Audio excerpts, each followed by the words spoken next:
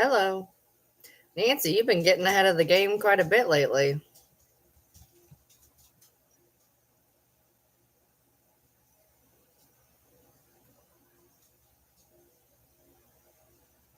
That is great. There we go. Better. Hey.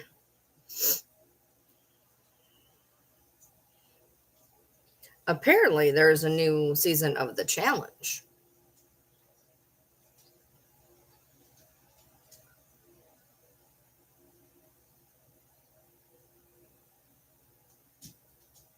Yeah, I have to fix the little icons. I think I forgot to get some of them. So I need to come up with a couple more as soon as I figure out how to fix them.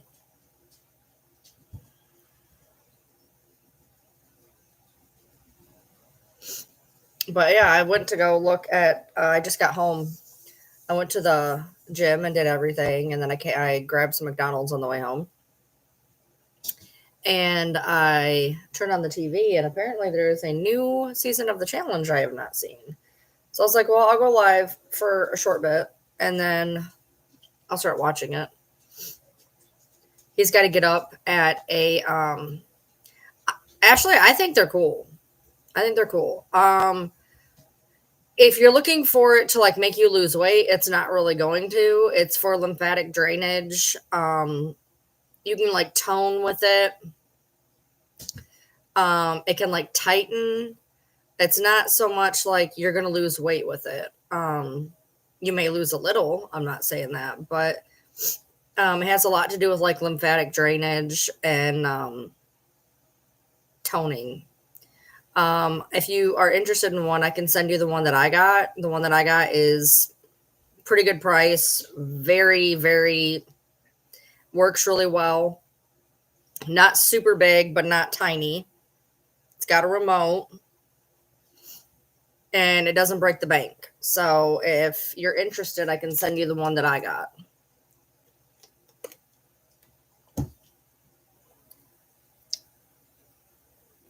Don't know, don't care. Not meaning to be mean. Don't know, don't care. Hey, how are you? Um, so he's got to go to work at he's got to be at work at 4 in the morning. So I'm getting him up at 2:30. He went to bed at like 7:30. I'm getting him up at 2:30, and he's taking the fucking car because he's gonna be home at stupid o'clock in the morning, stupid o'clock in the afternoon. So I did a live earlier, and we were live for about an hour and a half. We were just playing cards, hanging out. Um, uh, wasn't a whole lot of people. Just we were just decided to do a card live like we used to do on TikTok. I had done some errands and we had gotten stuff, got the house looking really good while I was gone. And then we made dinner and we finished X-Men 2. And then we decided to do a card live. And then he went to bed. I went to the gym. And I grabbed some food on the way home, finished eating it, and decided I was going to go live for at least a little bit. Even though I was live earlier, we didn't do like a whole lot of talking because we were essentially playing cards. So yeah, I can send it to you.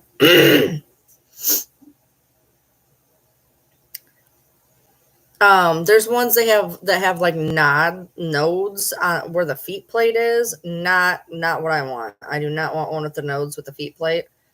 But I can send you the one that I got.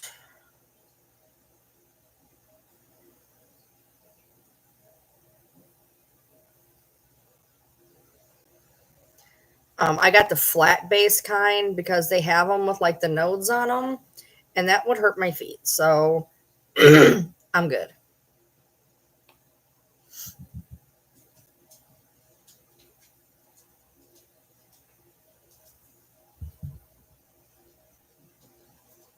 Yeah, I mean, it's a balancing thing. It'll help lymphatic drainage. Might tone you up. I also got an under the desk elliptical for when I'm like playing my games or if I'm online or whatever, on live or whatever. I have an under the desk elliptical too. Which, if you want the link to that, I can send you the link to that too. I looked and looked and looked and looked and looked. The only bad part about this one is if you lose the remote, you're fucked. Which I thought I lost the remote today. So I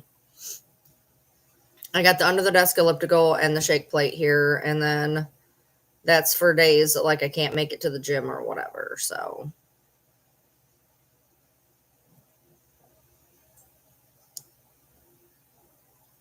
now you do have to check the weight limits. I think mine, some of them have higher weight limits and some of them have lower weight limits. I think mine is like 260. I do need air tags for my remotes. I lose everything. It's right there though. I did my little desk reveal. Everyone wanted my desk reveal, and my living room got more views. I still got to put them both on YouTube though. I just put them both on TikTok while I was playing cards. I got to put them both over on YouTube still.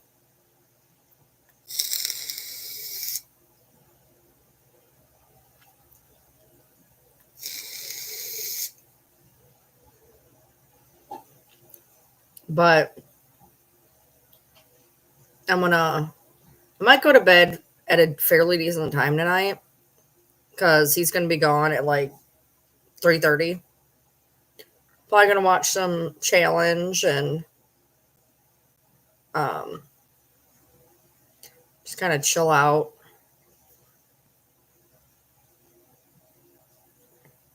So we'll see. My hair is just all ridiculous right now.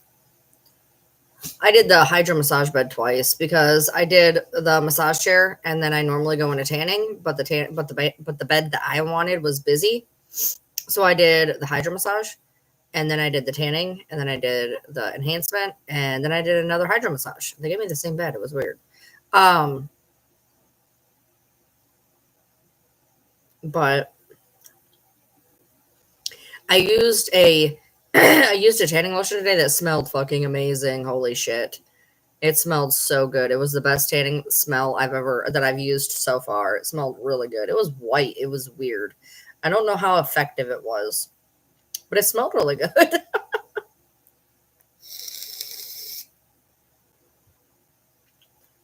Like you could tell it didn't have like bronzer or whatever in it because it was white. I've never used a white tanning lotion,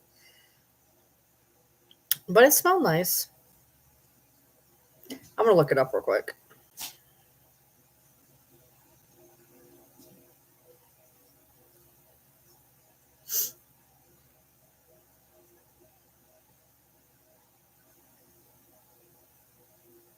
Yeah, I I got a elliptical as opposed to a stepper. All right, so this one says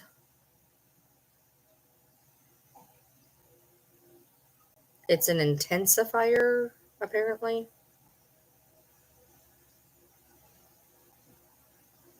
Best smell, but not much color, it says. I wish I had a bronzer or something. Everybody says the smell is really good. But overall, I really wanted a tan. I felt like I needed to. Like I was been really cold and whatever. So I mean, I don't think it was awful, but I've been darker with other stuff. But damn, did it smell good? It's got really good reviews. So like, I don't understand it, but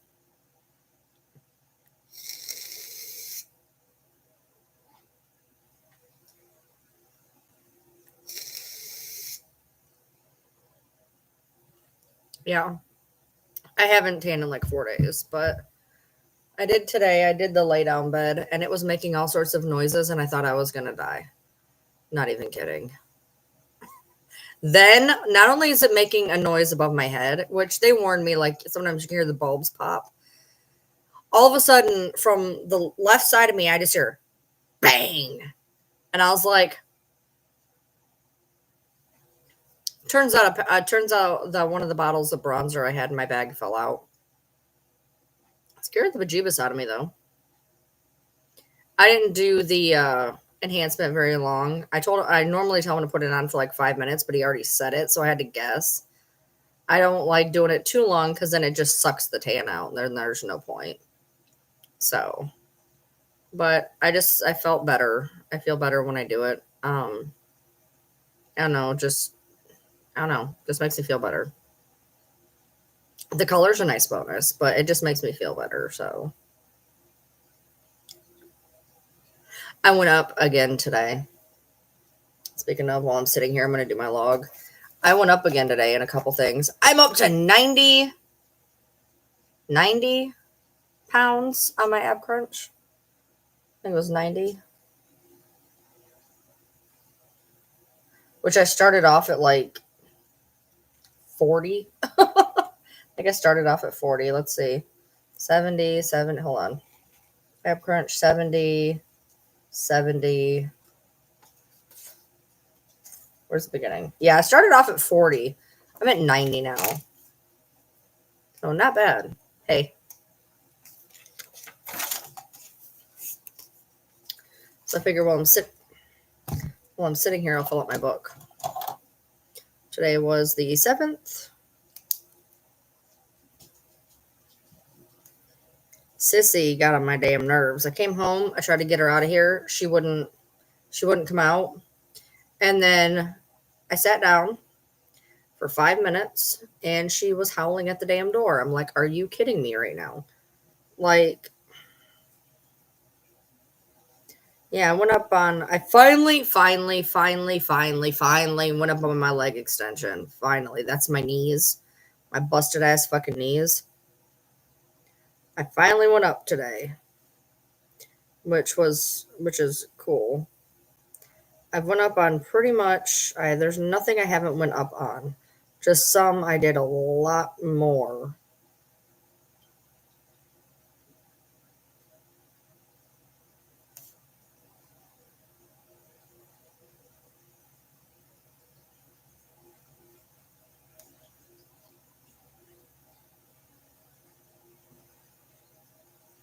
Yeah, who the hell is gonna go to a fucking rally in winter in fucking Missouri? People are dumb as fuck. You know, all of this fucking bullshit, people screaming at each other, pissed at each other, all this fucking drama for a rally that if 20 people show up, I'll be shocked. For the as much as support that is going on, I don't know how many people are going to drive, fly, etc., go get a hotel, miss work. I would love to see exactly how this actually goes, because I feel like it is a whole lot of fucking bullshit for something that is going to fucking fail. And when it fucking fails, it's going to look 10 times fucking worse on him because it's going to show he has no support. Mark my words.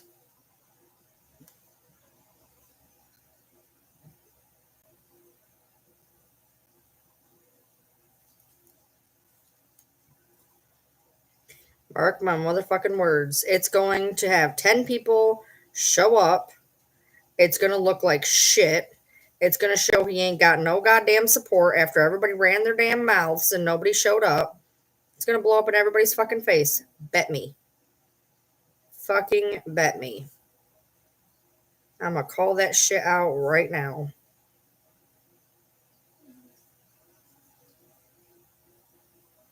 And I don't give a fuck who I piss off. I don't give a fuck who I piss off because I'm speaking fucking facts. I'm going to tell you that right now. I will guarantee fucking to you it's going to fall on its fucking face and it's going to make him look like a fucking idiot. This is all about ego. This is all about who can get it together, who can do whatever. This is all about ego. It ain't about nothing other than fucking ego.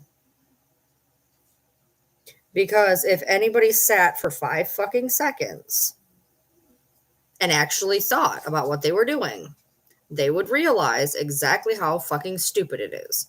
Doing a rally in the fucking winter where people have to drive, fly, hotel, miss work, It's not going to work. It's just not. And when nobody shows up and it falls on its fucking face,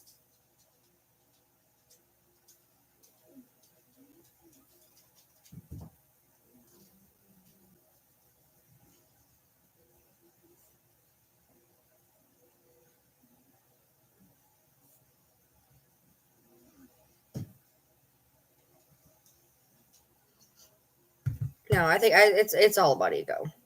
Because think about it, just in the time that they've been trying to put this motherfucker together, how many people have thrown a fit that they weren't the ones in charge? Or I'm not doing it if so and so shows up. I don't want to be involved if so and so goes. This ain't about Nick. It's never been about Nick. They're just trying to get him a better sentence.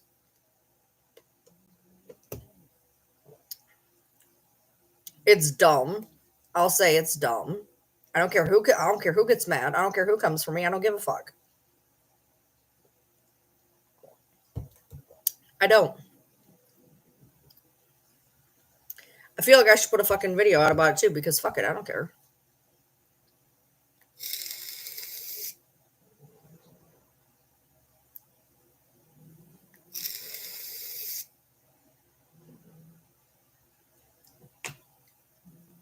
People are thinking this is all about ego. That's all it is. I'll make a video. I'll get them all pissed at me. I don't give a fuck. I don't give a fuck about much of anything, to be honest. I just don't.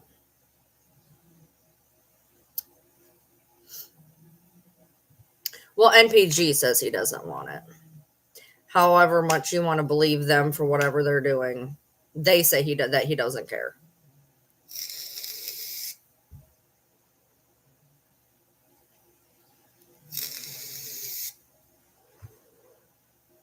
I am. I'm gonna make a video after this. Don't care.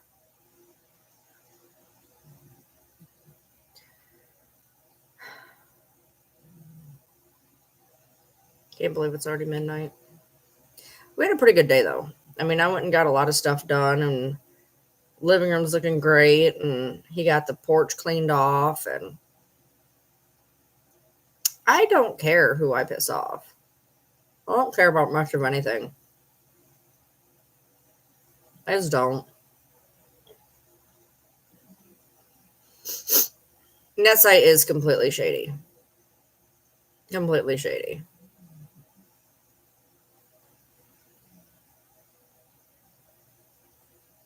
Because trust me, one thing that I thought about that I don't think anybody else has thought about, and I could be completely wrong.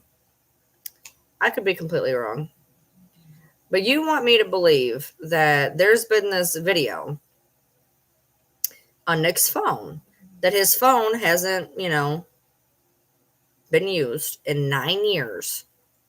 And suddenly this video just pops out of fucking nowhere, right? The video they put up about Gypsy talking about where they were going to have sex or whatever. But you know who would have that video? Gypsy might have it. Just saying.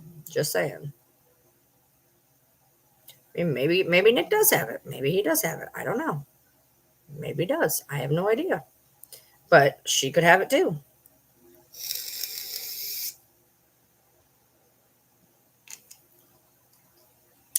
And then they put on that video that she was walking around. You can plainly see she is in a wheelchair. You can plainly see the wheels on the wheelchair in the video. And they're like, she was walking around. No, she wasn't. You can plainly see the wheels on the wheelchair. Not really sure what they were attempting to do there, but it failed. I'm sure the cops did go through his phone, but I mean, is that evidence? Not really. Yeah, you can see the wheelchair when she goes in the house. Like, I don't know what they were trying to do there, but they failed. That whole site is ridiculous. They're going on about plan A, B, C, D, E. Really? Because according to the deposition in court on record, there was 3. But keep going.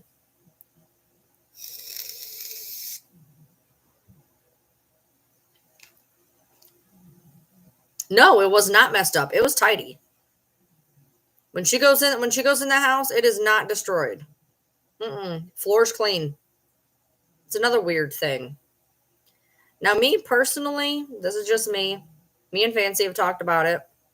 This is just me personally. The house looks like it was trashed for a reason. That when in that video, that floor's clean. And the how bad that house looked like somebody tried to trash it to make it look like it was a robbery. That's my view. Whether it was, whether it wasn't, don't care. I'm just telling you what it looks like to me. I know that the dad has something to do with it. I don't know. I think he's being hosed. I think if Nick's involved, I think he's being hosed. I think they're all being hosed. That's just my view. Whether they're legit or not legit, no idea. But I feel like it don't have the best of intentions for damn sure. Yeah. No, that's the first thing I did. As soon as she went in the house, I was like, I like paused, like, no, that floor's clean. Weird. Now there's stuff. Like there's stuff. Like don't get me wrong, there's stuff, but the floor's not completely wrecked. There's not stuff all over the floor. It's more like boxes up against the wall, but there's not a bunch of stuff all over the floor. The house is not wrecked. That house, when in them crime scene photos, it looks like somebody went through and wrecked it.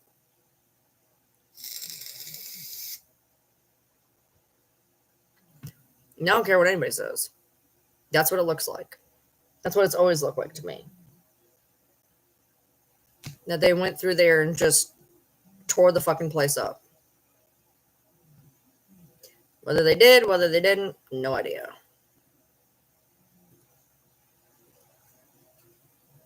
Yeah. So, whatever.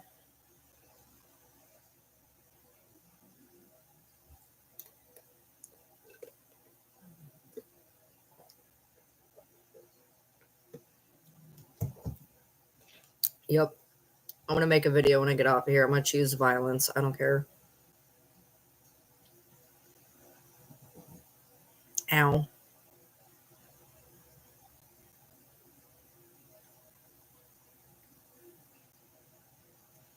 I don't know. 97% of people that's involved with that anyways. The only one that I even know that is involved with it, I've heard, I think Naomi was involved with it at some point. I think Natasha was involved with it at some point. Now she's not. I have no idea who the fuck's involved with it. I don't care.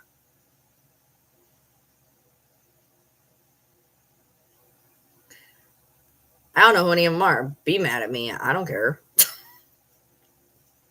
Ain't gonna make me. I ain't gonna make my. I'm not gonna have my feelings hurt over it. Be mad.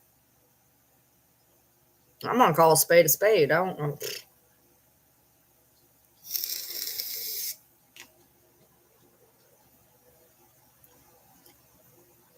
Strawberry, watermelon, bubblegum. Yeah, strawberry, watermelon, bubblegum. Kind of weird.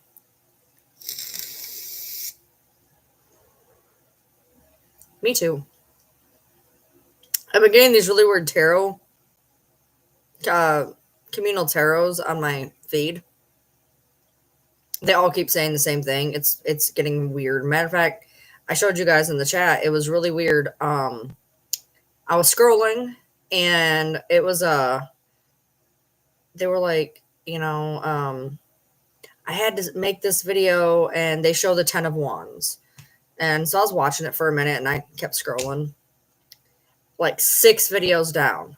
The girl's like, I had to get on here. And she shows the 10 of wands. And I'm like, weird. So I'm looking up like the significance of 10 of wands because, which I don't quite understand because that's not how I took it, but whatever. It had to do exactly with the problem I was having that day, so I thought that was real fucking interesting. But I keep having the same 2. Like I get a lot of tarot on my feed, a lot, and I keep getting the same 2 readings over and over. No matter who's reading it, it's the same too. So I have a feeling that I'm definitely gonna have some weird shit happen in the next X amount of time because it keeps saying the same thing over and over and over. And I'm not gonna go into what it is, but I feel like gonna have some weird shit happen in the next X amount of time. So we'll see. But I'm gonna get my other deck out and work with it for a minute. I do like the one deck. I like them both my new decks. The one is I'm gonna have to work with it a lot more before I can actually use it. The other deck's pretty cool. I like that deck. It's pretty cool. But I'm gonna get the deck out that I always used to use before and see what I think. So it's been a minute since I got it out.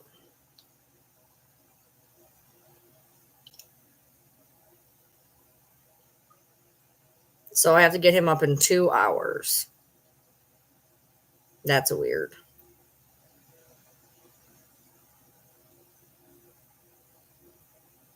Weird people don't send me weird messages. I've always been lucky on that aspect. Every now and then I'll get people sending me a weird live or something, but that's about it.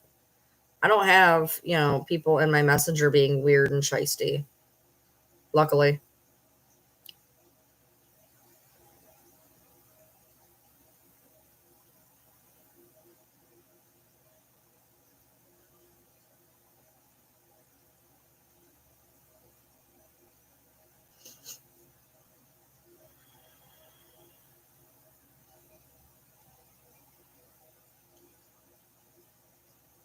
I'm good. I went up. I finally went. My knees were the last things to go up in weight, and I went up on my knees today. So my knees went up. My crunch went up. Everything else stayed the same.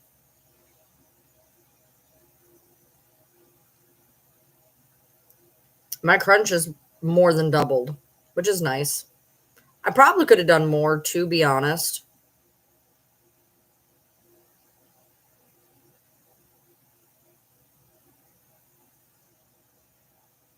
You know what? You hear about that all the time. Cash App just shutting stuff down. I've heard that a lot. I hear it all the time.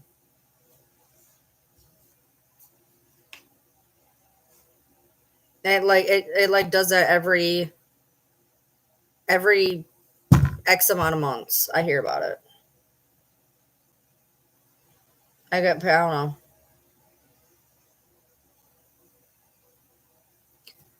I hope not. That's where I keep all my allowance money. That would suck.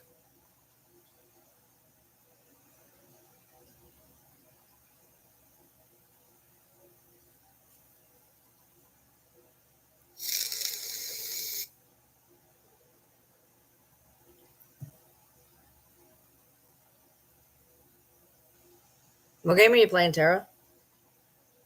Hey. My Venmo holds on to something else. I'm not a huge fan of Venmo anyway. I don't really care for Venmo. It's he uses Venmo.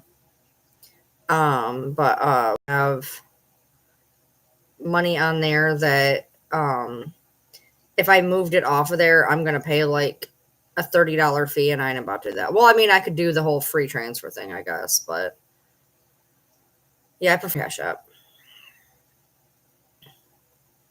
I don't like PayPal either. I don't like PayPal. Cash App allows me to put whatever name I want, and so does Venmo, and PayPal does not. PayPal is supposed to be like your government name. Good luck, I haven't changed it, but not a fan, so I'm not using it no more. Um, Other than when I get TikTok gifts or whatever, um, it puts it into PayPal, which I then immediately just take out. So, um, If I start doing tarot readings again, I'm literally only going to take Cash App probably. I might take Venmo on occasion, but I'm not taking PayPal. I don't like it.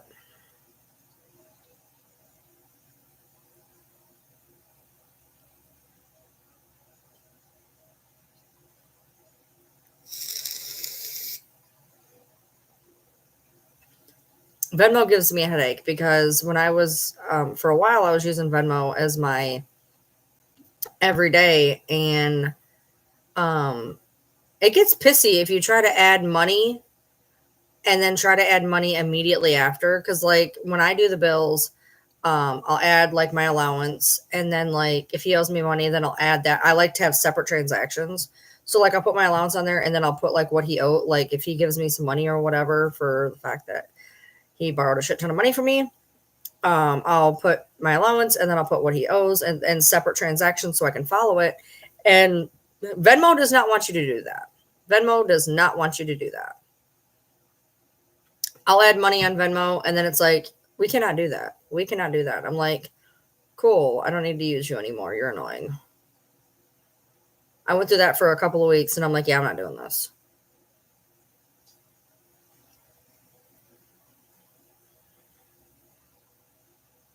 So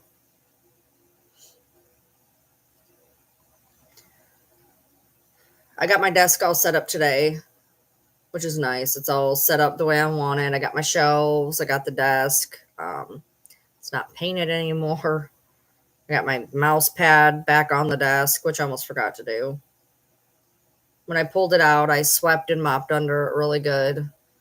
Because, like, I always sweep under there, but it was a lot easier to, like, really sweep when the desk wasn't there. So took that time to really sweep under it. I always get underneath there, but I was able to, like, get in there a little bit better than normal. Got everything all put back together the way I wanted it, and I'm happy with it. I stood my PlayStation up. It was laying down, but it's standing up now. I don't know how much I like that idea, but it's all right for right now.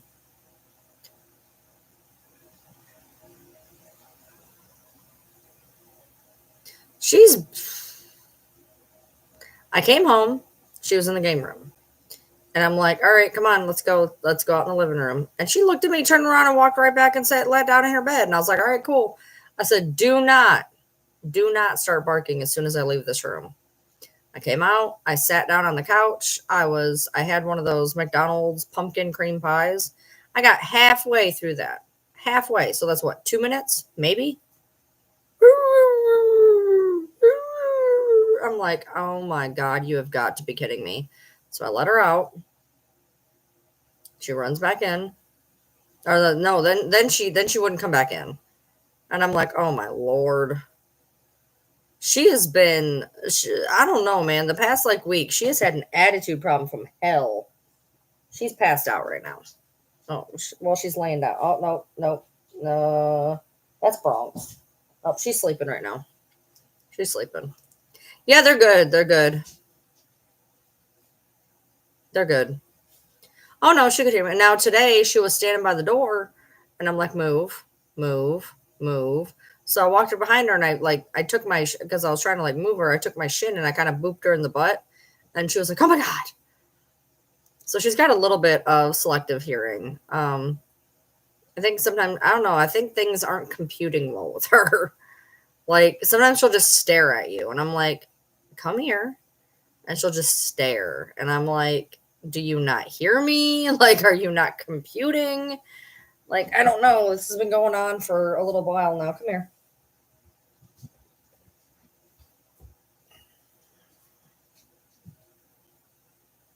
You smell like a dog. You smell like a dog. Why do you smell like a dog? Don't lick my nose. Stop! If you're going to do that, I'm going to put you down. Stop. Pepper, I'm dead serious. Knock it off. Just like look up my nostril. Like, come on now. Pepper, me and you are going to have words in about 4 seconds. She's not cute. She's hairy. Damn adorable. Stop it or you're going on the floor. I ain't dealing with your shiz today, baby girl. Not doing it. Not doing it. She looks like a cyclone. She's just hairy. Just hairy. So much hair. What? What are you doing? What do you want? You want down? That's the opposite of down. You want down? What are you doing? You know what? You are ridiculous. You are ridiculous. You are ridiculous. Get out of my mouth. You know, you don't control the cuddles. Just like the hell I don't. The hell I don't. Hey.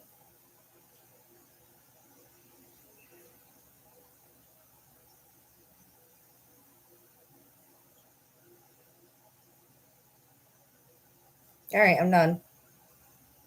I'm done. Your foot is in my shirt.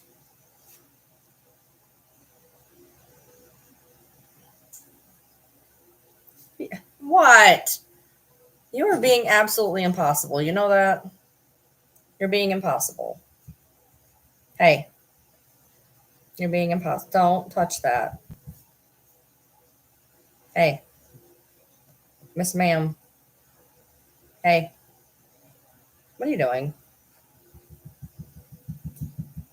Why don't you get down? Getting down would be a great idea.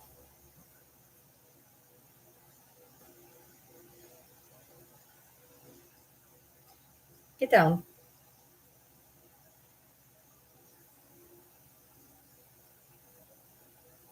None of my dogs listen. The gym was good.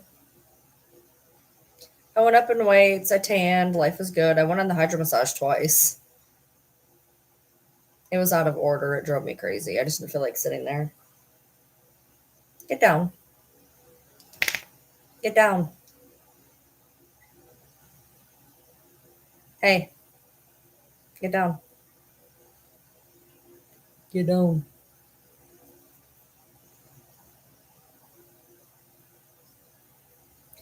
Um,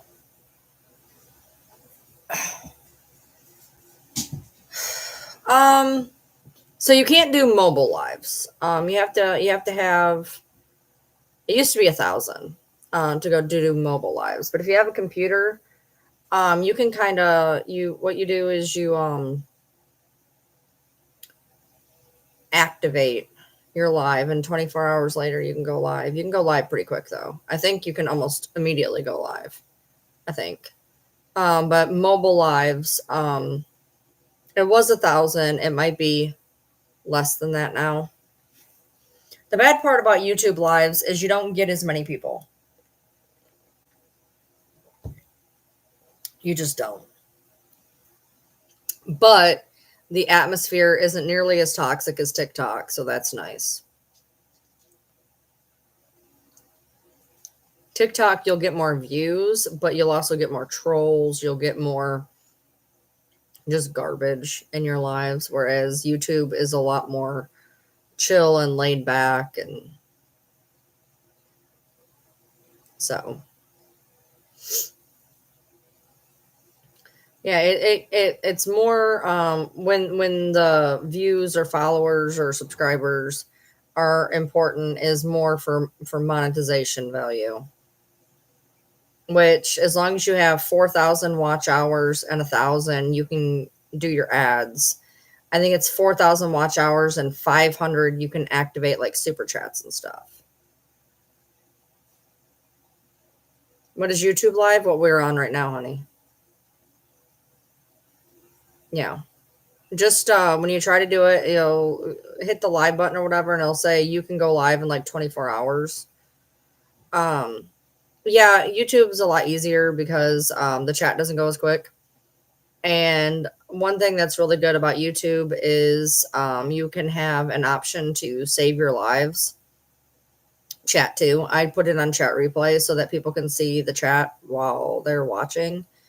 So you can basically do your live and people can go back and enjoy them later, which is nice. Whereas with TikTok, yes, you have an option to record your lives, but you can't really, I can't put them up in their entirety because they're longer than, you know, so that's why YouTube's nice.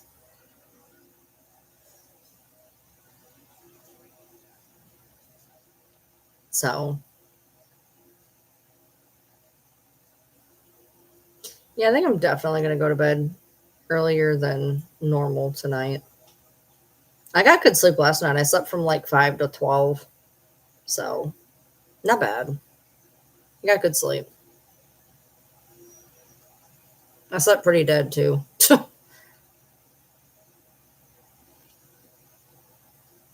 And then, like, I think it's at 500, you can start to do memberships, which is that link up on top where people pay X amount of money per month to become a member and they have different perks.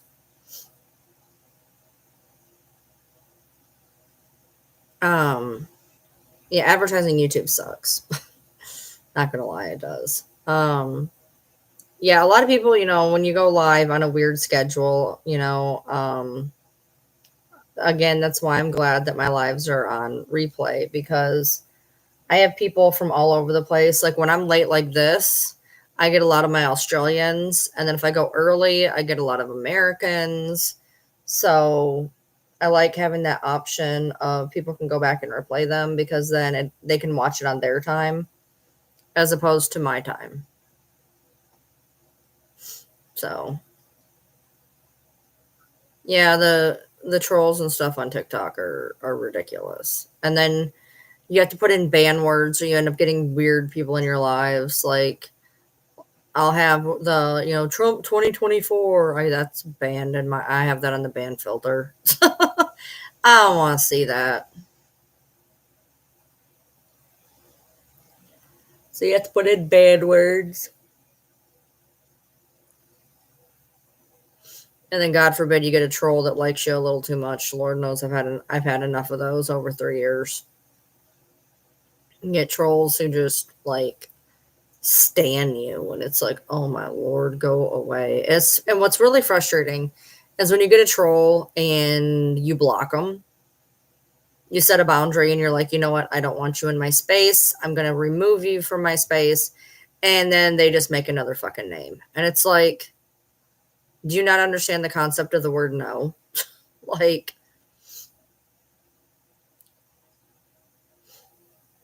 it's frustrating, these people that are entitled and they're like, well, I want to be there, I don't care what you want. I blocked you for a reason. Like, accept it and move the fuck on. Go find somebody else to fucking screw with.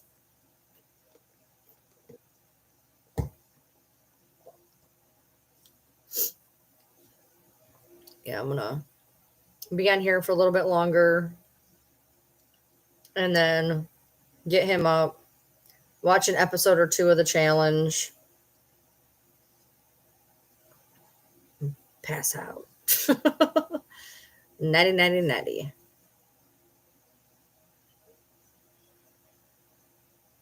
Nancy has been like this for 3 years. And I have to laugh because the people over in Breeze Camp, they're like, yeah, you got TikTok famous for your daughter.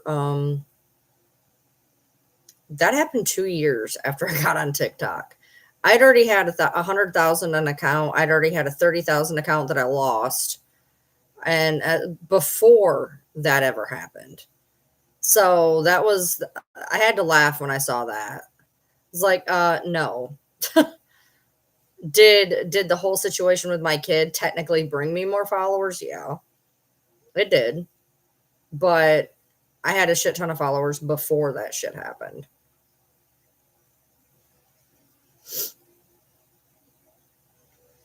I love the challenge. It's like one of my very favorite shows. And I haven't had really TV a lot. Like that was the one channel I had, but I wasn't watching TV a whole lot, so I didn't realize that they came out with another season.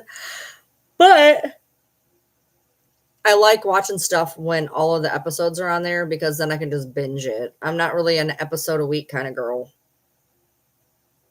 Hey, Samantha. Yeah. Right, Nancy. Yeah. Yeah, the shit that happened with her, that was in 20 it started in 2022. And then things were after she came back home, everything was fine for like nine-ish months. And then it went to hell in a handbasket again last summer. But I'd been on TikTok since spring of 21. So that's bullshit. That's bullshit. Right, Miss? All right, Tara. Um, well, we have a few dishes now. We had everything all done, and I got a few dishes in the sink, but not bad. He got his laundry. Shit. Hold on. I'm gonna go kick that back for a hot second before I forget.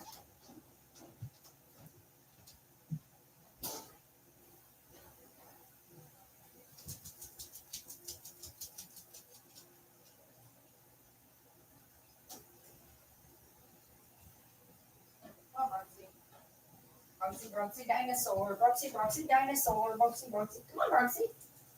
Bronsy. Him's a Bronsy. I want to make sure his clothes get dry. That's why he left them in the dryer, and I forgot to turn it back. Bronsy. Bronsy.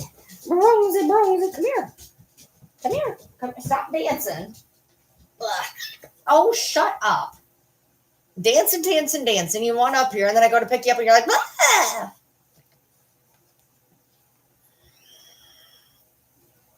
I'm sorry, Jen. Yeah, I'm still trying to get back on that.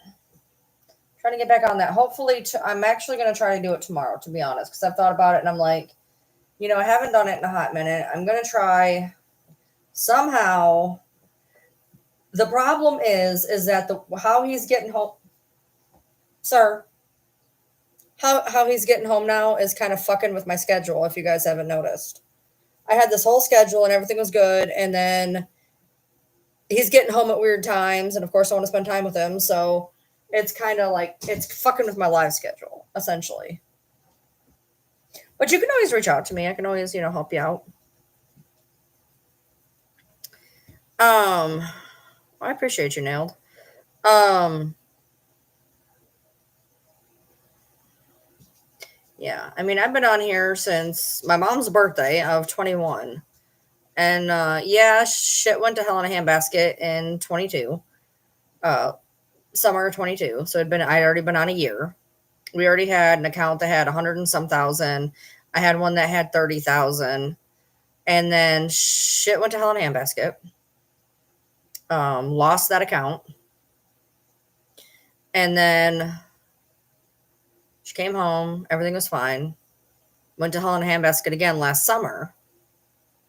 I did gain followers from the videos, not gonna lie. And then I started in January on Socratic, and I've went up 40,000 followers since January on that account, which had, again, fuck all to do with my kid. Had to do with true crime. So I got 40,000 from true crime. I built two personal accounts to 30,000, but one was 27 and one's at 30. So yeah, didn't have a whole lot to do with my kid. But you can keep thinking that. That's fine. Mm-mm. The account that I lost was 27,000, which was my fourth biggest account. I have one at 101. I have one at 47, 46, 47. I have one at 30. That one was 27. And then I have some like little 2,000, 1,000 accounts. So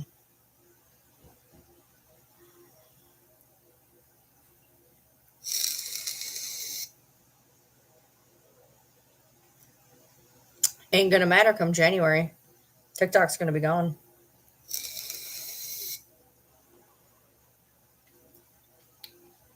Because it's gone. I've had an account banned. Matter of fact, the one that I'm on now has been banned twice. I've lost the account twice, but I got it back both times. The other one, I couldn't get it back, which is weird because I didn't really do anything on it. I'm not really sure how exactly it got banned, but it did.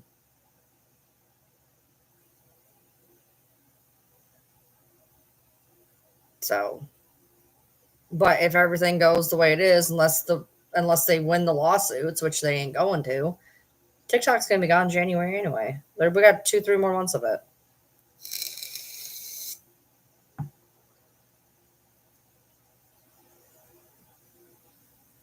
Yeah, I can't remember why I lost it. I know that I lost messaging first. Oh, that's what happened. That's what happened.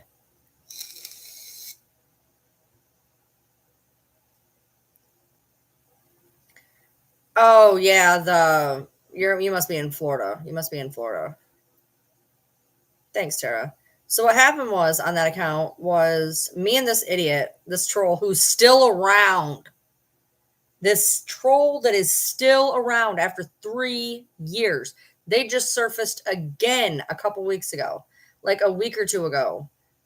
They were commenting on my shit again after 3 years. And we had gotten into it via text. And she said something really shitty to me. And I went to hell. And she posted the text messages. And I was like, oh, no, just like I always do. I'm like, oh, no, you want to show all of them? Let's show all of them. And so, because of that particular text message that I put, I got a messaging ban. Okay, cool.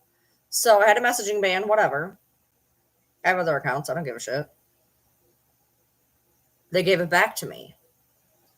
One day I could get messages, and I'm like, okay, well, they must have gave me my messaging back. So 2 people messaged me, and I messaged one of them back. And they said, then all of a sudden it said, you have abused our messaging system. You're not allowed to message people. And I'm like, then why are you allowing people to send me messages? I was like, I can't. I was like, you literally reinstated my messaging. Let people message me and then hit me for it. And like, no matter what I tried to do to get it back, they were like, you abused the messaging system. And I'm like, you let them message me. Like, this is on you. And they're like, no. So effectively, this girl, she was obsessed. This girl's obsessed. I still have all the text messages. Basically, she clung on to me for some reason. And in the beginning, everything was fine. She clung on to me, and she went through some hard times, and I walked her through them just like I did somebody else recently. And we were civil, not necessarily friends, but I tried to always be there for her. She was, going through some stuff. And I don't turn anybody away, not even trolls. She wasn't a troll yet. And then one day she started just being super weird. She's like, you only care about your friends. You don't have any time for me. And I'm like, I've been nothing but nice to you. Like, what is the problem here? And she's like, you don't message me the way you message. And I'm like, I don't have to. Like, I don't have to. Like, I've been here for you whenever you need an ear, but like, I don't owe you anything. So then she just like demoned out, and she's like saying all this crazy shit. I mean, just crazy shit. And which I have all the text messages still. They're in my Google Photos. And she was going on and on just saying the just most wild shit. And she dug at me just a little too fucking hard one day, and I chose violence. And I said something really fucking awful, and she reported it, which is fine because then I reported all hers, and I got my messaging taken away. And so, said and done, whatever. And then for the next year, what has it been? 2 years, 2+ years? Yeah, I knew her back in what, June of 21? June of 21, I think. So it's been 3 years. She still pops up. She literally just commented on something of mine within like the last 2 weeks. She's batshit. Batshit. Yeah. Like I had literally after like the third time that she threatened to do something to herself, she had sent me like her address to send her something. And like after the third time of threatening to harm herself, I literally just called the fucking welfare check and I'm like, you need to go check on her. I was like, she's been, threatening to do things to herself, and this is like the third time she had done it. And I'm like, you need to like go check on her or something because this is like need to make sure she's okay. Like, what am I supposed to do? I'm fucking states away. And yeah, it was wild. It was wild. And makes me definitely wonder if she's kind of behind some of the misinformation that's been put out on Reddit because like she's got a vendetta, like big time.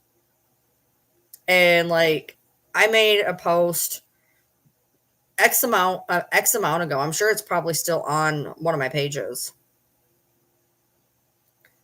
Detailing all of it, showed all the text messages, whole nine. And I thought she was gone. I did. I thought she was gone.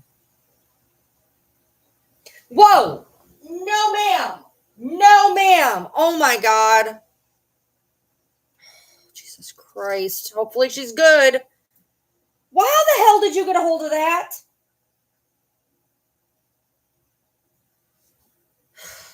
Anyway. And then she popped up like a week or two ago. Reddit, it's a cesspool. It's the toilet of the fucking internet.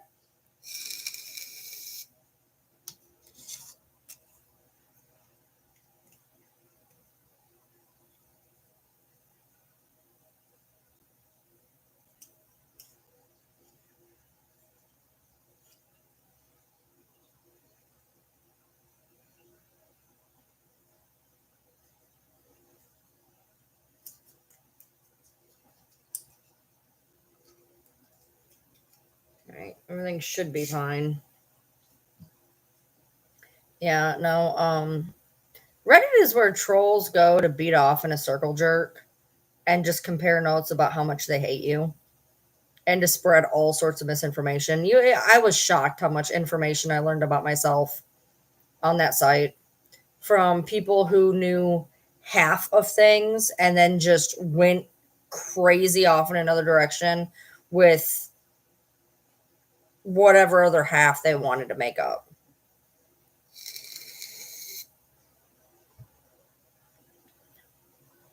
It's not bad. Like if you're like looking like you want to find out something, like it's fine. But like when it goes in there's like a whole side over there where there's snarks and they'll go after, they'll find a content creator and just, they'll get a community going and, you could have 300 people in a community that fucking just hate you and they'll just all get together and bash you essentially. I've always tried to stay pretty far away from it. I have there was one time I want to say around 21, That was probably 22. 22 was a bad year.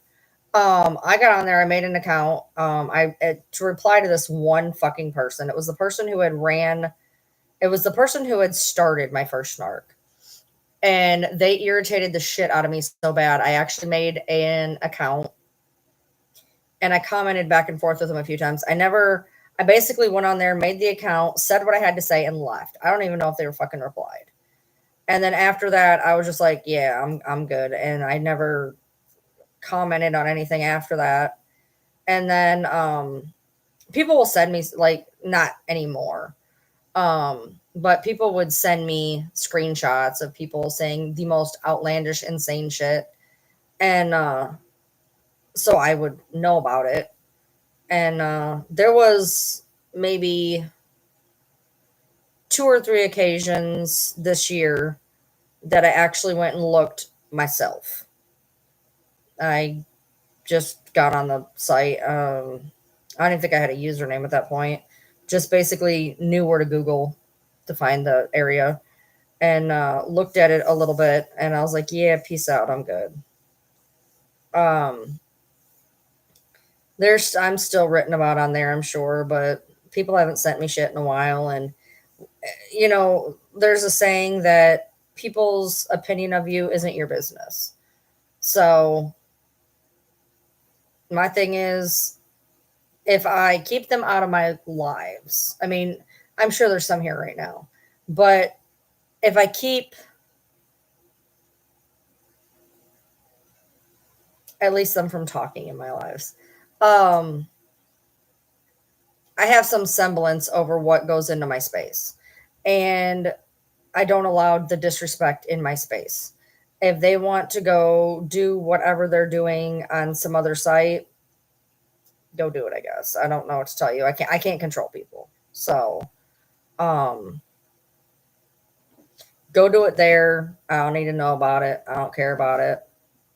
And I'll stay over here and do me. So Florida right now, it's a category 5 right now, but when it goes to hit on Wednesday, it's supposed to go down to a 3. Not that that means anything. A 3 is still ridiculous. But it's weird, the things that I'm getting from Florida. They're like, if you can evacuate, definitely evacuate. Unless your house is up past 2004, built to code, and you're with outside of the evacuation zone, then you need to stay.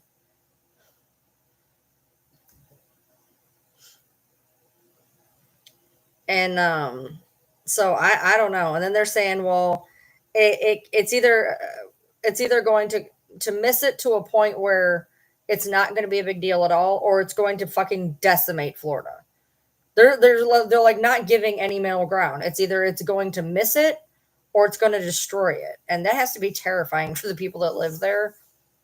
Of it's a complete fucking coin flip crapshoot as to what's going to happen. And that's, they're not going to know until the last viable minute, much like the people of Appalachia didn't know until they were given a 20-minute get out or die type thing. Except by then, shit was already bad enough and you couldn't leave anyway. So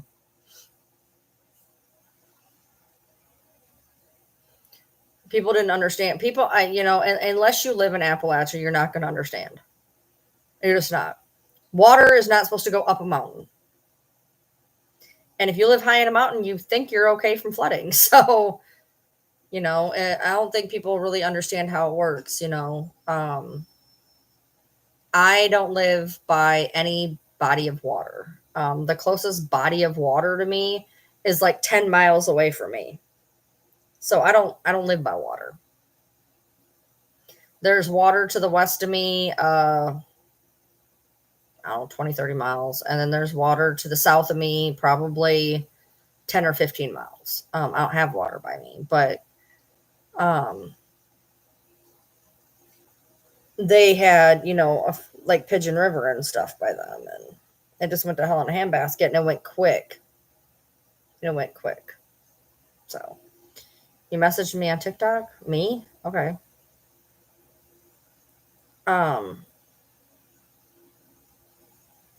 Yeah. My foot still hurts from pepper.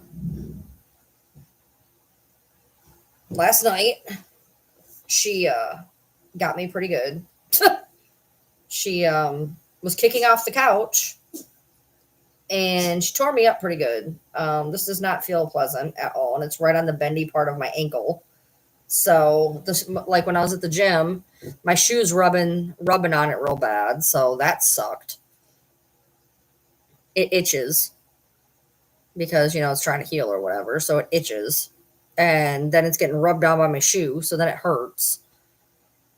So she didn't mean to. She was trying to jump off the couch and she landed on my foot and just kind of kicked off. Which Sydney tore up my foot the other day. I have to be careful when I let him outside because she doesn't care about anything other than getting outside. So she kicks off wherever she's at, and if your foot happens to be in her way, she will just tear your toes off. So yeah, my foot itches bad. Yeah. I'm gonna put some more antibiotic ointment on it. Actually, I just cleaned it out with peroxide. I didn't actually put antibiotic ointment on it, which I probably should have. So yeah, I'm gonna do that.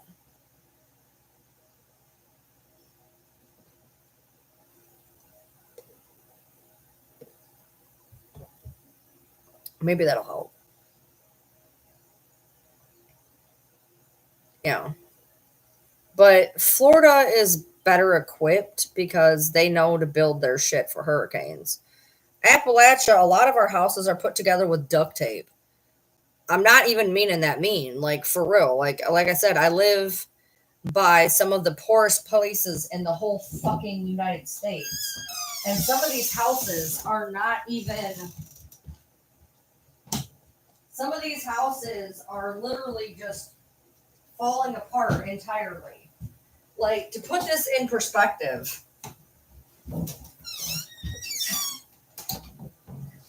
you know that guy that everybody wants to tie my husband to? Well, I used to be friends with his girlfriend, which is how we knew him.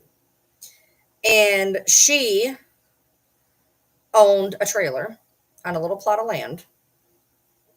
I don't know, 15 miles from me. And I'd go over there, hang out with her, whatnot.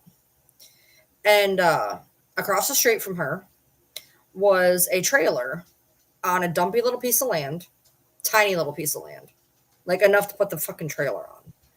And the trailer was sideways. There was no electricity, there was no water.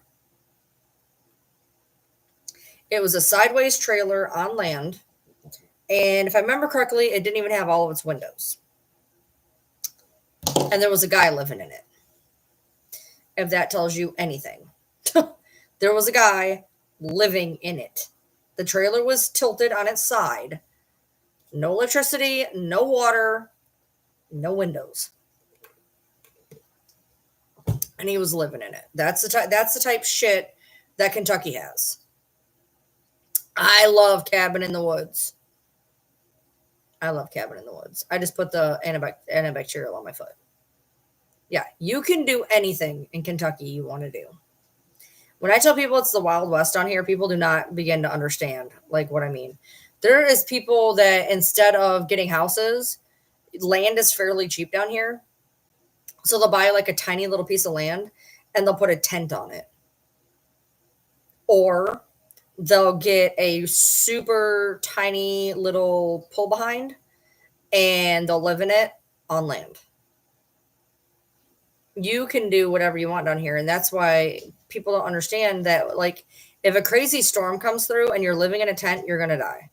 Or a tiny little pull behind trailer, you're going to die. Like, I don't know how to explain it any better. It's a disaster down here. It's wild. Like, we were driving to go get my couch and it was like an hour away. And my husband's driving, and now I've seen this before, but I don't know if he's ever seen it before. We drove by a house, and there are houses around, not right by me, but this is like this third or fourth house I've seen that does this. It's a house, and the front porch, the whole front porch, start to finish front porch, will be stacked from the deck to the ceiling in trash to where you can open the door and that's it. And some of them you can't even open the door. I don't know if they go around the back. I don't know what they do, but it is literally just the whole deck.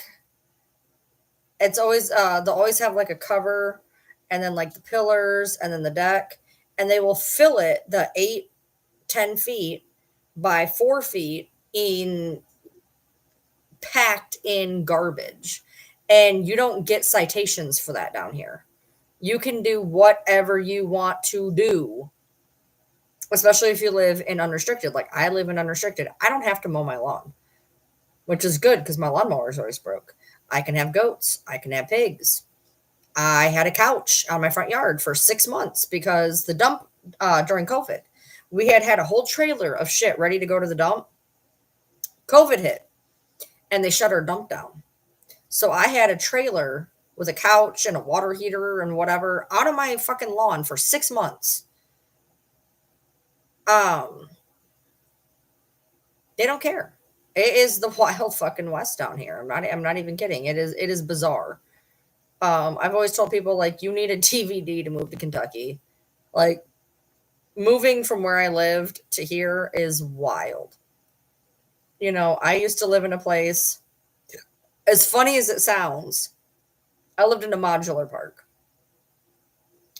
which is an upgrade from a trailer park. It is essentially trailers that are like $100,000 and can go on land, but they're put into a trailer park. And in there, we had the third largest lot in the entire place. We had a nice, huge corner lot, easily one of the top 3 biggest lots in the entire place.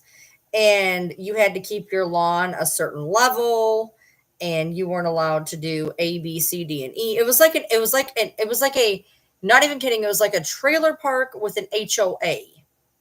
It was weird. Okay. And that was just there. Like if you were to go into town and you lived in the city and your grass got above X amount of inches, they would come mow it and then give you a bill. Here, I don't have to mow shit. I don't have to do shit. I don't have to do nothing. I can do whatever the fuck I want. It's weird. It was a lot. It's very strange to get used to. It's very strange to get used to. You can do anything you want.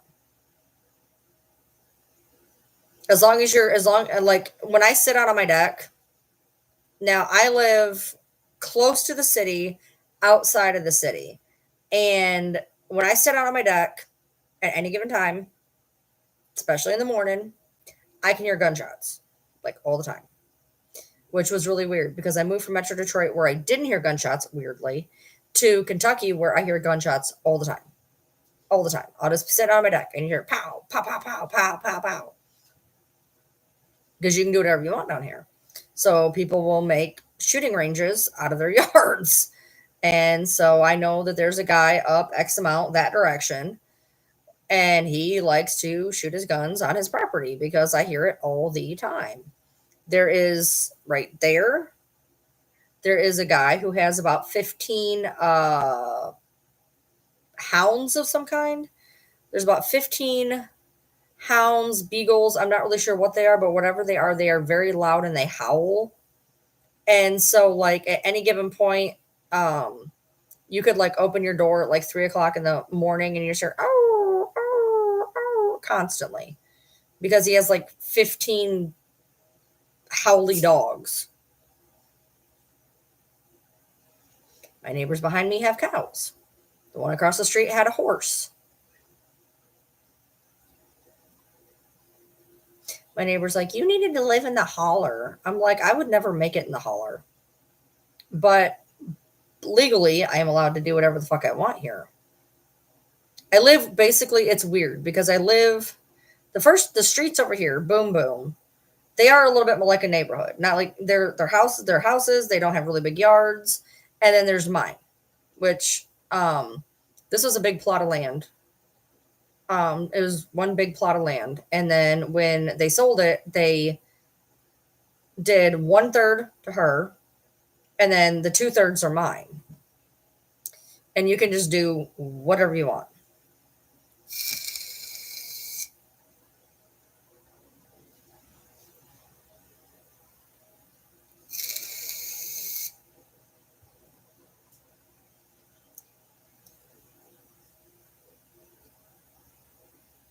My foot itches so bad, y'all.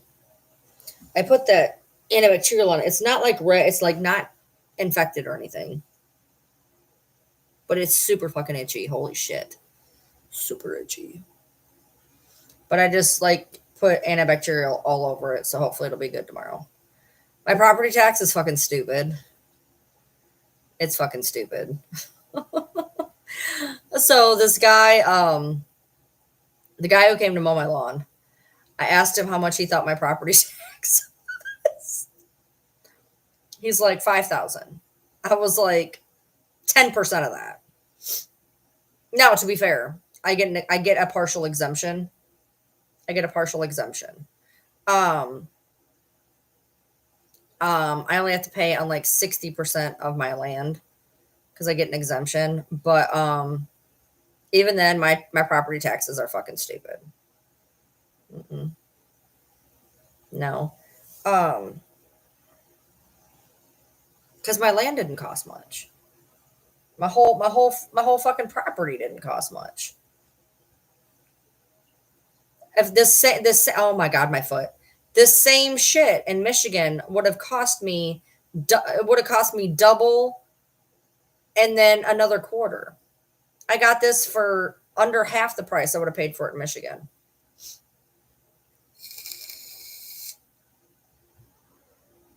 So my property tax is not bad at all. My foot itches so bad. Oh my lord, does it itch? Holy Christ, dude.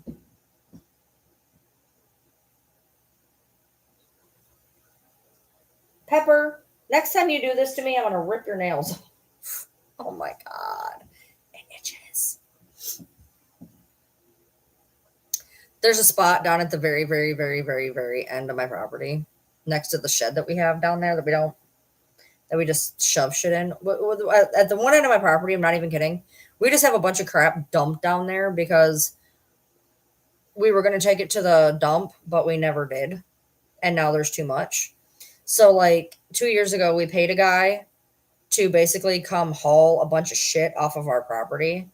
And we totally planned on doing that this year, but we didn't. So, like at the one end of my property, it's a disaster. Like there's furniture, there's appliances, like it's bad. Um, it's stacked nicely, but it's a shit show. And then on the other side of the shed, we never mow the grass. We just don't. We just don't mow it. I'm not going all the way down there. I'm not even sure exactly where our. I'm pretty sure I know where our land ends, but there's a little triangle side. We don't even mow it. There ain't no reason to. We don't go down there. I don't give a fuck. I love Kentucky. I hate the fact it's a red state, and I hate the fact that they're backwards, but I love Kentucky. It smells good here. My foot itches so bad. Holy shit.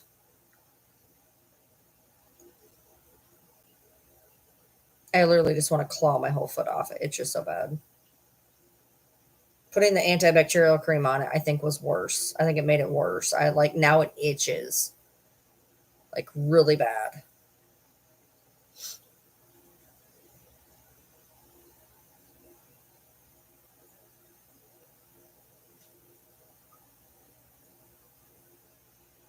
I've been to Michigan once since I left. We left in 2019. It's 2024, and we've been back once for 2 days.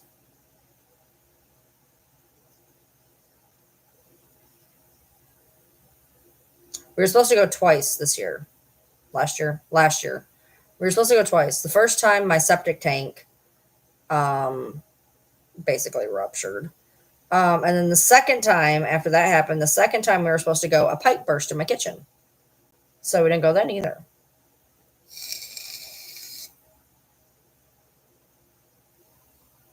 There's a California, Kentucky. There's also a Paris, Kentucky, a London, Kentucky.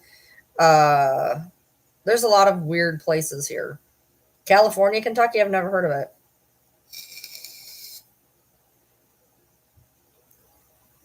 It smells amazing in Kentucky, though. Yeah. We also have the Ark. We have a life size Ark.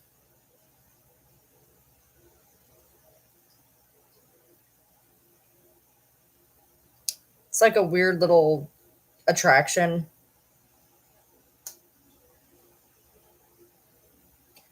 Holy crap. My footage is so bad. I don't know who thought building an Ark was a good idea, but they built an Ark. It's supposed to be exactly the specifications of the actual Ark. Hey, Luana.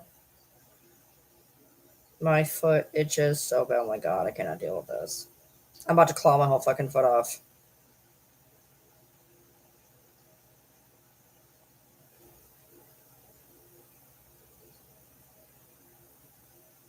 I gotta get him up in an hour. Hopefully he gets up decently. I'm not allergic. I'm fine. I've put this on before. I've put it on a million times. I just put it on another part of my body yesterday. Just for some reason, it's really pissing off my foot. Like, it's so pissing off my foot. And I don't know if it's because I went tanning and like bothered the skin. I'm not sure. Um, but oh my lord, does it itch? Like, it itched a little bit. And then I was like, oh, well, maybe I should put some antibacterial on it. It feels a little burny. But it could be feeling burny because I don't know. I just gave it a sunburn. But I put that on there and now it like itches to high hell. Like the worst mosquito bite ever. Yeah. I did a suntan, and when I did it, I actually did the lay down bed. So like my feet got it pretty good. Usually if I do the stand up bed, my feet don't get it that bad. But if I do the lay down bed, my feet get it pretty bad. Yes, it's a Christian theme park. Hmm. Yep, it's called the Ark Adventure. Never been, obviously. No, thank you.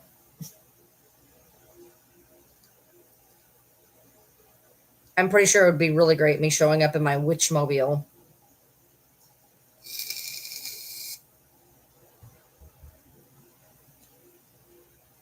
My whole car has a bunch of witch stickers on it.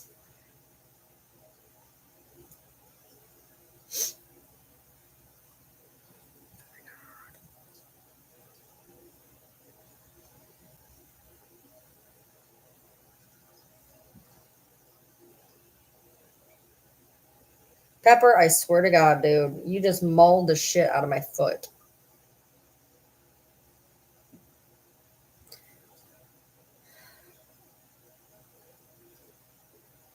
I'd show up and question everything too.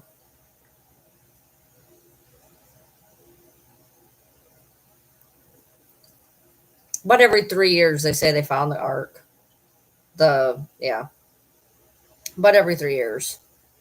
Oh, we found it. We found it.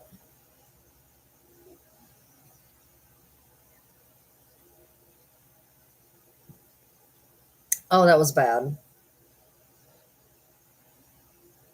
I would move.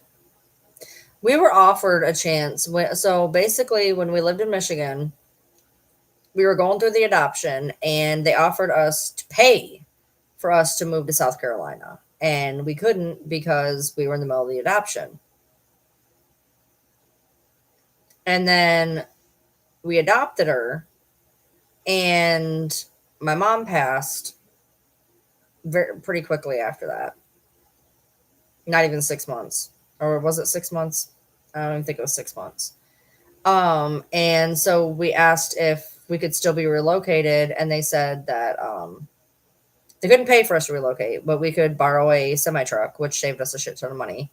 And they said that we had our choice of three places, and one of them was South Carolina. And I said, "There's no way in hell I'm moving to South Carolina. It's expensive, and they have hurricanes." So we didn't move there, and I wasn't moving to Indianapolis because it's literally exactly. I mean, it's cold. It was essentially where I lived to begin with, and that was pointless. I believe Texas was offered, but my husband knew better than to ask me to move to Texas. So they said Kentucky, and it was pretty close to the Tennessee border, which since we were in our 20s, we talked about moving to Tennessee. So that was the obvious place for us. This one, there's these weird, hold on. You can't really see it, but they put slices in it. I bought it like this. I don't know. I would say Walmart, but I don't think Walmart did this. I think it was on Temu or Amazon. Probably Amazon, because I don't think when I got it, I don't think Temu was a thing. So I'd say probably Amazon, because I think I got it for Christmas. So, how old was my daughter when I adopted her? She was 13. She turned 14 pretty after that. So she was 13 when I adopted her. I don't like funny movies. They're not funny to me. They're stupid. I do not like comedy at all.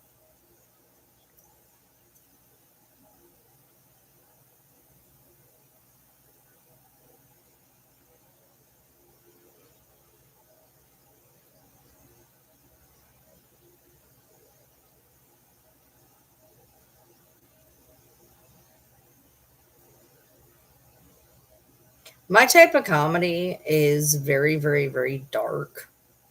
I find humor in like horror movies. And I will tell you and I'm sure most of you haven't seen this movie, but for me, a comedy movie is a movie called The Hunt. That movie gets my humor. Like that's my sense of humor right there. There's a movie called The Hunt. And basically they kidnap a bunch of people and they hunt them down.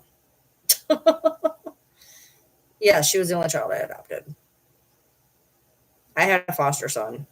We only had him 2 months. He did something awful and we removed him. And then COVID, it was wild. We removed him 4 days before the nation went on lockdown. Um, he had he had done something really, really. He had beat the hell. He had beat the hell out of a kid. The 2 weeks prior, he literally, um, I mean, just he was punching this kid in his head. Like it was bad. It was really bad. Like he assaulted him very, very badly, and we'd already talked to the foster agency at that point, saying, this violence is not okay with us. And 2 weeks later, he did something even worse. And while that was technically how he got with us, because I didn't believe it. I couldn't believe it. The story I got told was so, I didn't believe it. And he did it again. And it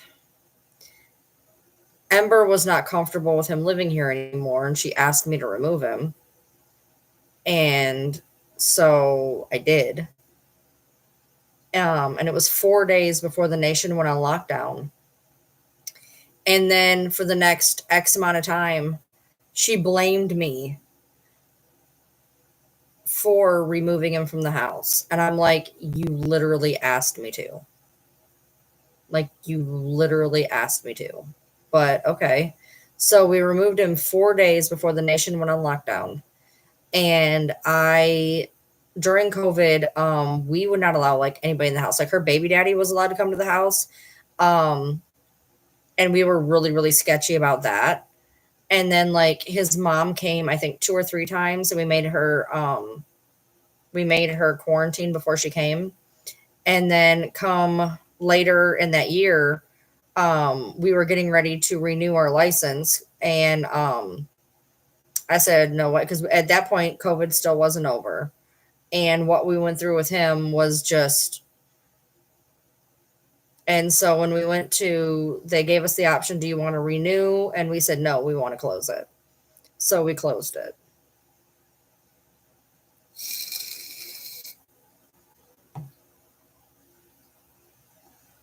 We thought about it and we were like, no, we're not doing this again. We were, the type license we had was for essentially, it was called a therapeutic license, which meant that we were trained to take traumatized kids, kids that normally really wouldn't get homes. And they level, if you know anything about foster care, they give you a level. And in Michigan, my daughter was a level 2 out of 3. And down here, she would have been a level 5 out of 5. They have different qualifications in Kentucky. Like they have a 5 level, whereas Michigan only had a 3 level. In Kentucky, based on everything that had happened, she would have been a level 5. But we'd already adopted her by then. It didn't matter. When we got him, he was a level 4. And after the third day that I had him, I went to the foster office to talk to them about something. And he was supposed to be in the car. Now he was not he was a preteen. Okay. So it's not like I left a 6-year-old in the car. He was a preteen. And I was in there and I just hear somebody scream, somebody's on the roof. Yeah, he scaled the roof. He wasn't trying to jump off of it or anything, but he scaled the roof. I guess that should have been a precursor of what was to come. And he was a level 4. And as time went on, we started really questioning, like, is he a level 4 or is he a level 5? And they told me flat out, especially after when he assaulted the kid, that he was a level 5. They didn't want to pay me level 5. So they never moved him to level 5. He was a level 5. And we pushed for him to be a level 5, not because we were going to get more pay, but he needed, that maybe that would have opened up more therapeutic doors. I don't know. But he qualified to be a level 5. But they don't like to pay people for level 5s. Basically what happens in Kentucky, at least in this agency, is once you get to a certain age and you get put into therapeutic foster care, which therapeutic is essentially all the kids that are not going to be adopted because they're not cute and cuddly. Okay. So when they get to at least this specific agency, you're automatically a 3. Automatically a 3. Like it's very rare to be under a 3. So you're automatically a 3. And so they don't mind paying you for a 3. They don't mind paying you for a 4. Level 5, because they realize that level 5 is the ones who are probably going to go to prison later. And if he's not already, I would be shocked. After he left my house, they put him in another home that removed him within 4 days. And after they removed him in 4 days, he ended up going to a state facility for offenders. And I was done. I could not do that shit again. No.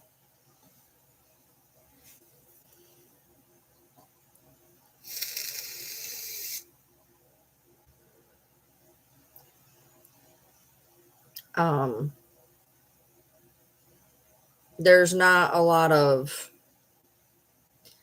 they train you like, you know, I was even in Michigan, I was trained for traumatized kids. I had to do um,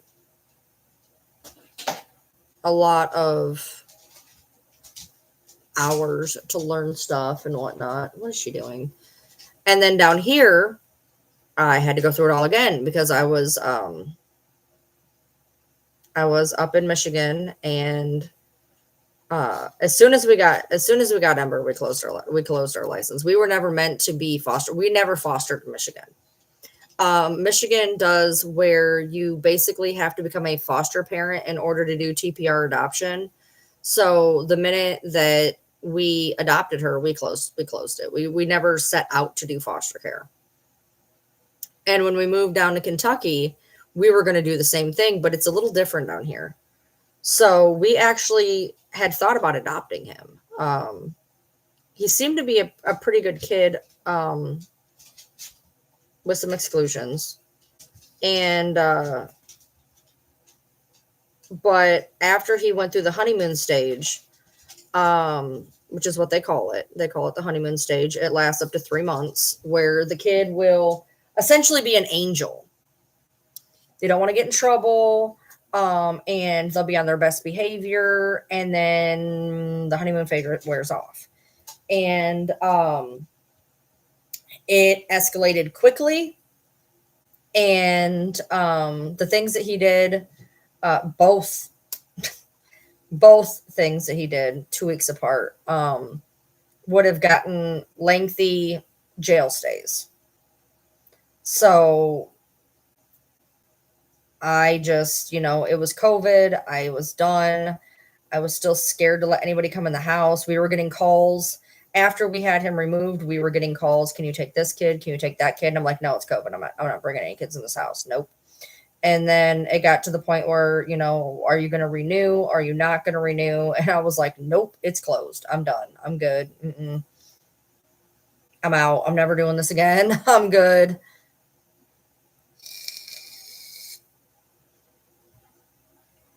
No, it was bad. It was really, really bad. And like I said, they put him in a house, and they had him removed very shortly.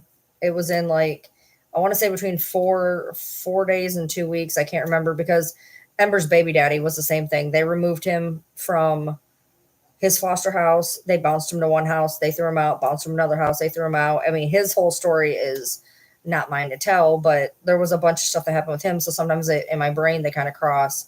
But they put this kid um in another home, and they wanted him out like immediately. And after he left there, he went to a facility. We have different mental health facilities around here, and they're kind of based on to an effect. They're also based on deviant behavior. So he went to one of the big dogs. He went to a big dog, and he was not very old. You know, had he been older, had he been 2 or 3 years older, he would have went and had a lengthy stay in a bad place.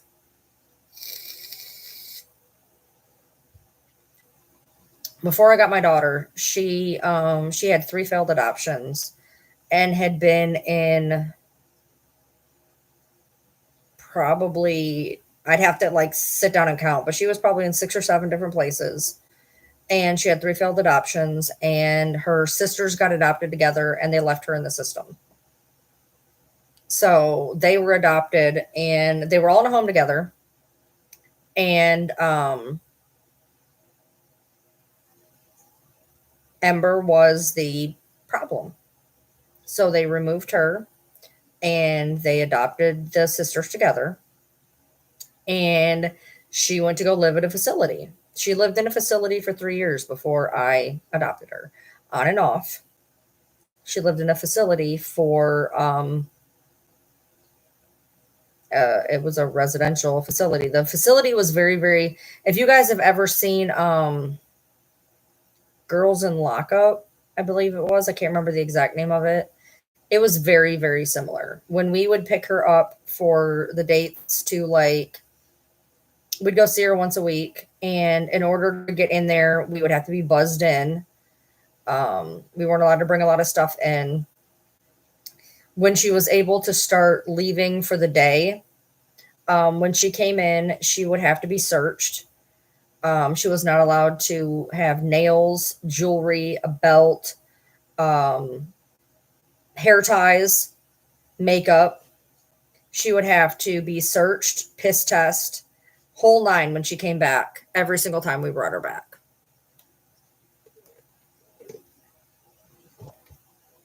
It was a lockdown facility that you had to be buzzed in after you were buzzed through the barb gate. So you were buzzed through the barb gate, and then they buzzed you in through the door, and then they checked you in, and then you waited, and then you were allowed to leave with her off the premises. And then when you brought her back, it was the same thing.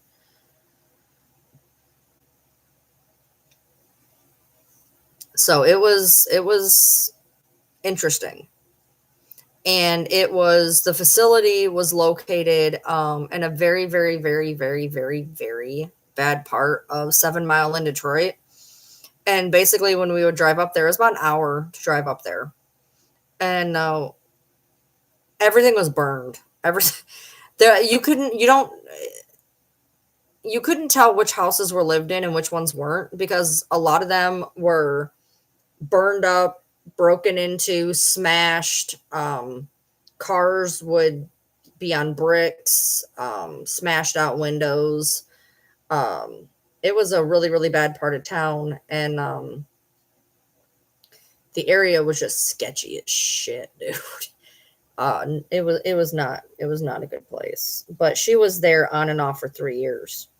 She went there the first time, and then she was in a home for X amount of time that had a lot of issues. And Ember tried the same shit. Come to find out, I didn't even know about this. I didn't even know until she left the first or second time, I can't remember. She had put in false allegations on that house as well.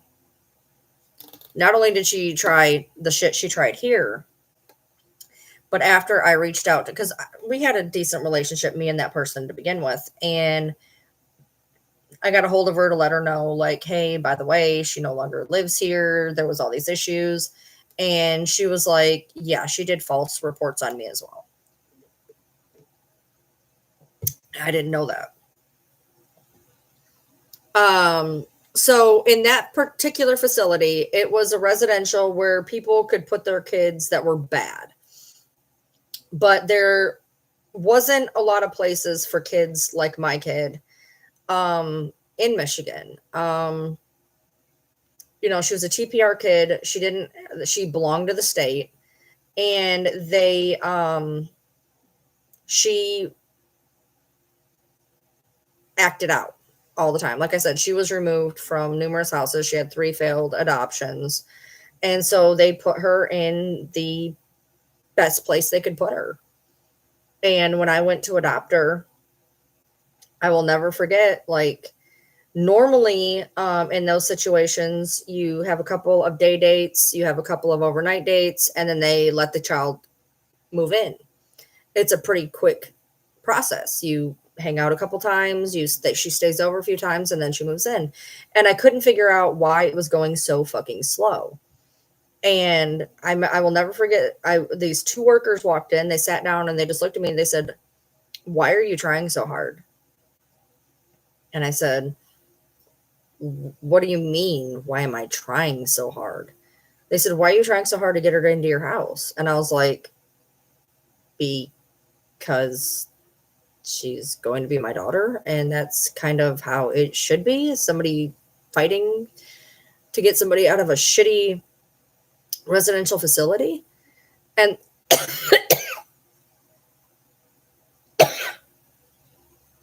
and they said, You don't want her. She is the most manipulative child that we have here. It's better to let her age out of the system. And I said, that's ridiculous. I don't know why you would tell a prospective parent that. I said that she's a kid. She can't be that. They said she can't. I said she can't be that bad. She can't, whatever. And they're like, just let her age out. And I was like, no. Should have listened. Should have listened. But I didn't, because I have a Captain Save-All complex. And I couldn't believe that a child could not deserve a home with love. And she was in a great honeymoon stage. And it made it easy for me to not believe reality. But the honeymoon phase was extremely short. And I took into consideration all of the trauma and all of the backstory, and still fought. And I shouldn't have. I should have listened.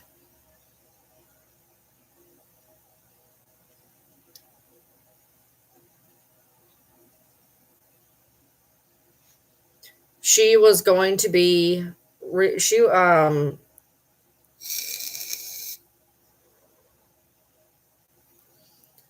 she moved in January, the year that she was going to turn 14.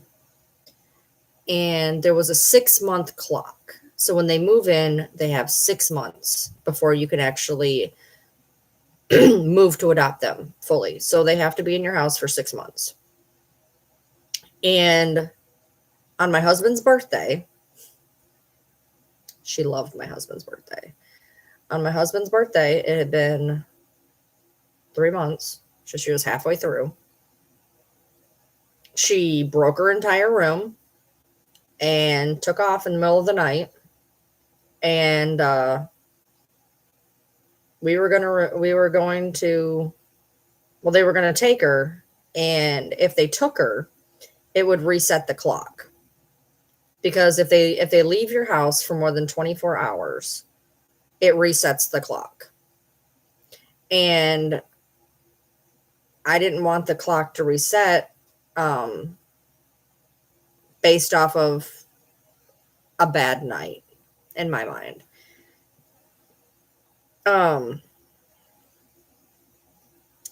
Because I'm an idiot. Essentially, I'm an idiot. That should have been a really big fucking wake-up call when she just destroyed and smashed everything in her room. But I felt bad, and I didn't want her to go back to the facility or go to juvie or go wherever they wanted to take her. So we called it off, because in Michigan, and she knew this, if you leave a house for more than 29 minutes, you have to call it in. And it was dark. And so we called it in, and the cops were on the way, and she came home. So I called the cops and told them she came home. They didn't need to come out. They didn't need to pull her out. They didn't need to reset the clock. They didn't need to do anything. And it was all right. Everything was to be expected. We had an unruly, traumatized teenager, and it was okay. I mean, it was rough, but it wasn't awful. It was just rough. And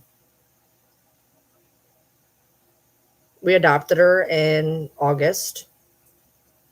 And a month and 3 days after we adopted her, she was arrested for 2 counts of domestic assault against me and her grandmother. And she went on probation for 3 months.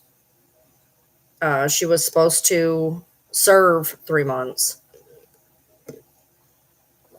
But in true Captain Save-Ho complex, I dropped the charges because I didn't want her to have a bad decision over a bad night. So I dropped the charges, especially because they wanted to charge me for every day she was in there, and I could not afford that. So instead, she got 3 months probation. Her probation ended basically right when we moved to Kentucky. Her probation was supposed to be, they basically let her off, I think, 2 weeks early, so that we could move to Kentucky.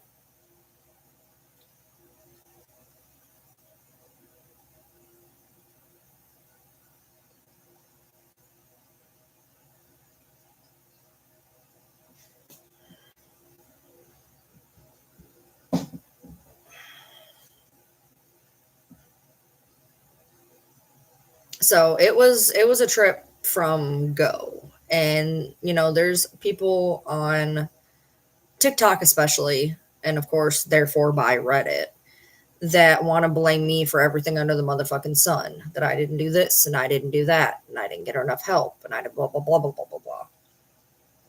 But her doctors, no. Her doctors have said to me numerous occasions, what more was there you could have done?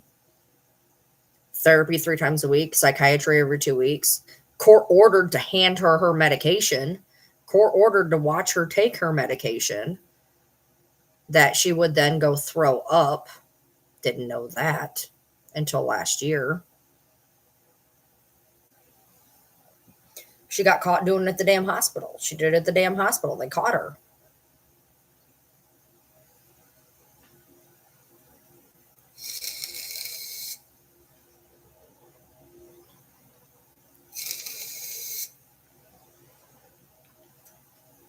Trust me, I did everything you could possibly do. And for the people who say I don't, you didn't live here. You didn't live here. Mm-mm. I'm not upset about it anymore. The first year and a half was super rough. A lot of shit affected me. I talked about it a lot. It was really hard to get through, but um don't affect me anymore. Most days I forget she exists. Honestly. I've been able to move on to a point where, unless whatever gets brought up in a live or whatever, she doesn't come across my day to day. I don't see things and I'm reminded of her or nothing like that, unless I'm on a live and we're talking about something like I originally was talking about my foster son. Um, I don't think about her. I don't think about it. I don't let it get to me like it did. I mean, it destroyed me for the first, year. A lot of it was being mad at myself. Um, that I was stupid enough to put up with all of it. A lot of it was mad at myself. A lot of it was mad at being manipulated. But it doesn't bother me or phase me at all anymore. I don't We don't talk about her. We don't think about her. She doesn't come up in daily conversations. It's like she was never here. We just don't even,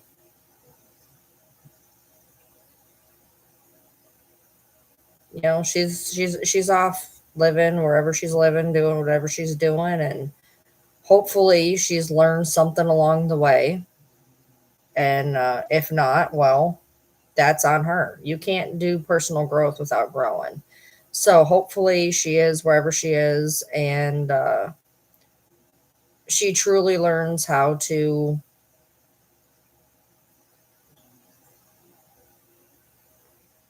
whatever. Um,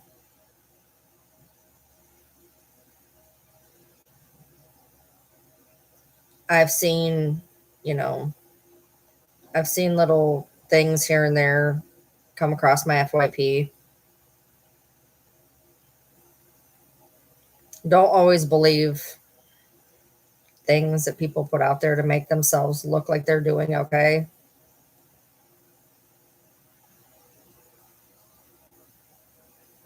Oh my God, Tara, don't even get me started on that.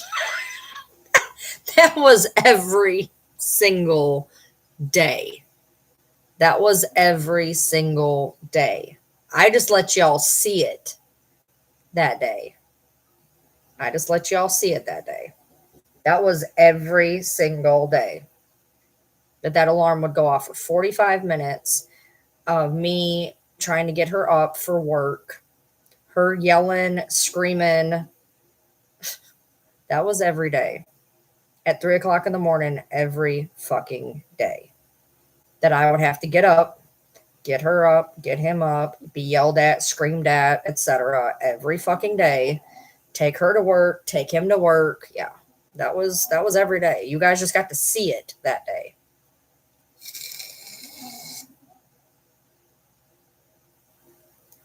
Hello, Ellie. No, I guess the only part that I have, and this doesn't even have necessarily to do the only thing that bothers me really is wanting to have that relationship of having a daughter, helping her grow into a person, having that person there. It was very strange because she was with us for 5 years and then she just left, and it was weird because like we didn't have anything, and then her best friend wanted to move in and told me how much she hated Ember and what a piece of shit Ember was and how she would never be like that and how lucky Ember was and blah blah blah blah blah. She was just like Ember. She's just like Ember. Not even kidding. Didn't find out till later. But anyway, and you want to have that, that family, that family dynamic. And the only thing that ever whatever is missing out on having that family, of having, that family. And that's the only thing that ever blips through my mind on occasion. Or the fact that, I'll never see my grandson again. The people who have him do not like us. We do not like them.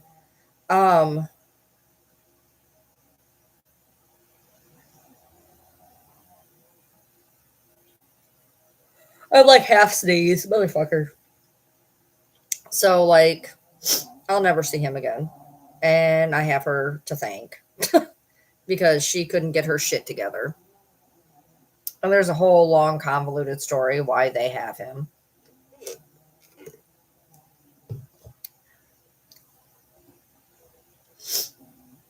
And it's weird. Yeah.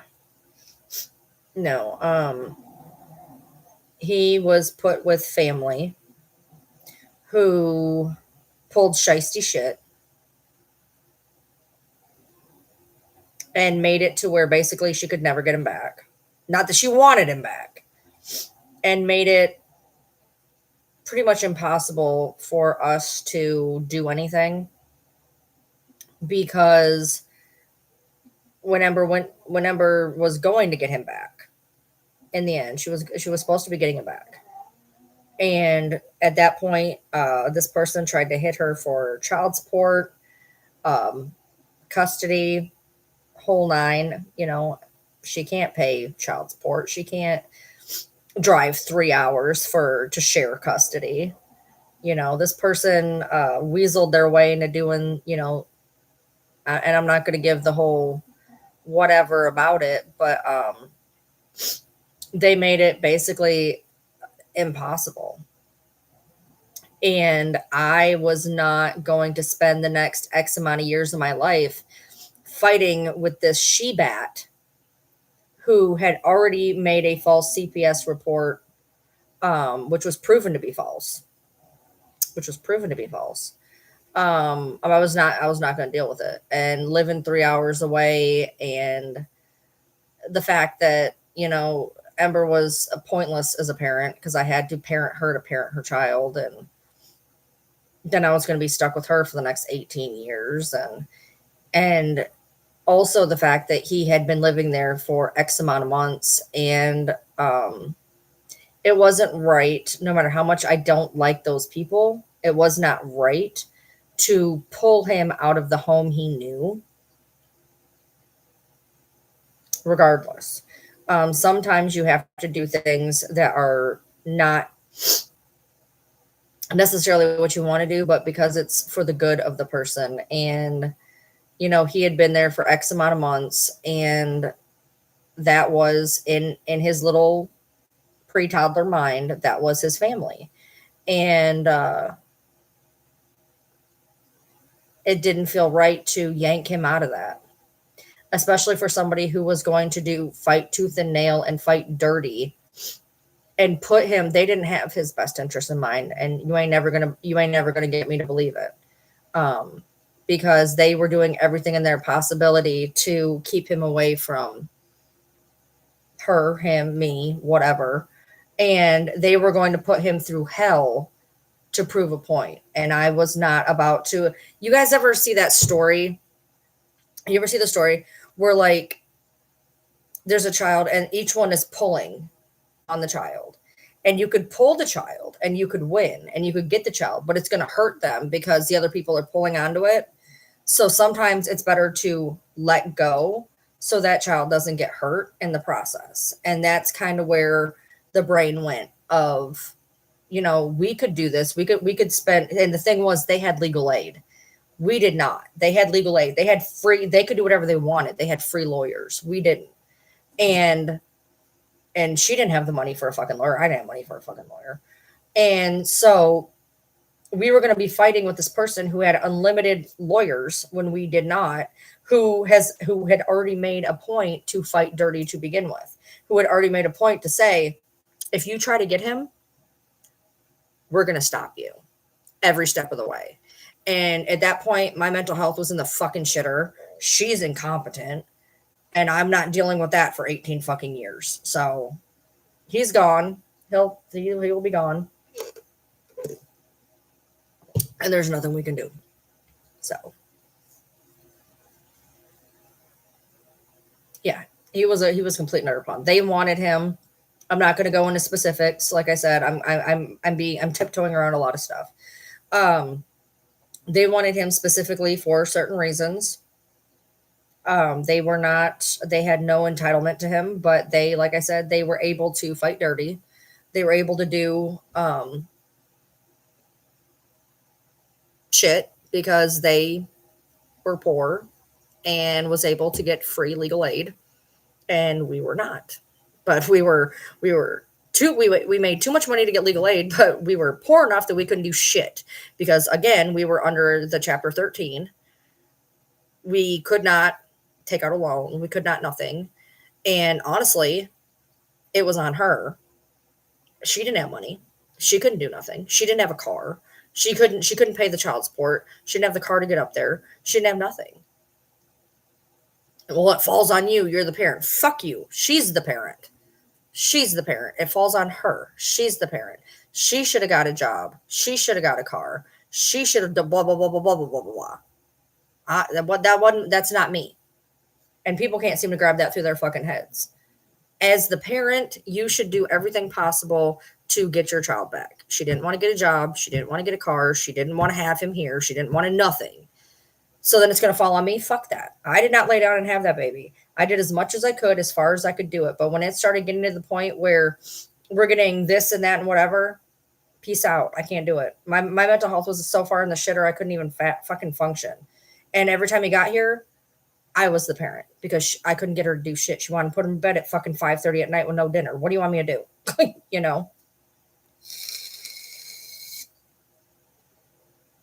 I couldn't deal with 18 years of this. And think about it. So I put her in jail and get a restraining order, and she's not allowed near me. But then I have her kid. That was going to go over great. Can you imagine? She's not allowed to talk to me. She's not allowed to come near me. She's not allowed to nothing. But I have her kid. That was never going to go over well.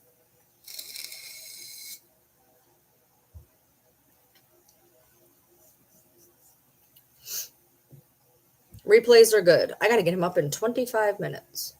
So yeah, I wish that I could go into detail because then maybe people would get some type of a fucking clue. But at the same time, it's in the past.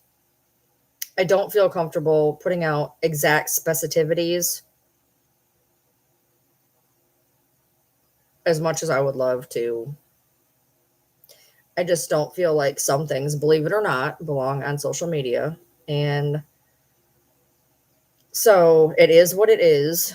We lived what we lived, and people can guess as far as they want to guess, but they're not here. They don't know. And unfortunately, because I'm not going to go into, absolute specifics, that's all I can tell you,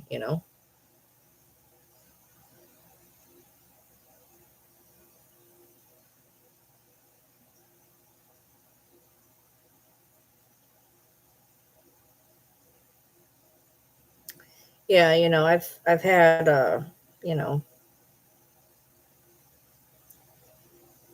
and to be dead set honest in the actuality of things, not only was there all of that, I am not equipped at 42 years old on the spectrum to raise a baby.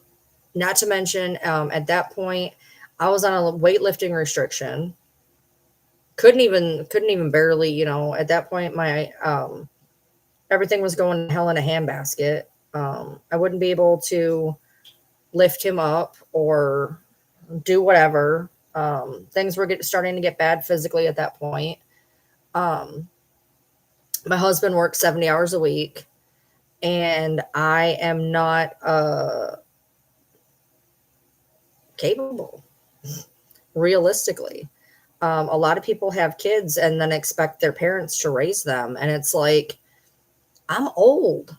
I'm I'm not in the best health physically. I'm not in the best health mentally, and it should not fall on me. And I know what I'm capable of, and what I'm not capable of. And I can tell you that, 5, 6, 7, 8 years old, 2, 3, 4 years old, I'm not capable, physically, mentally, whatever. And so you have to do what's best for the child, even if it doesn't make you look great.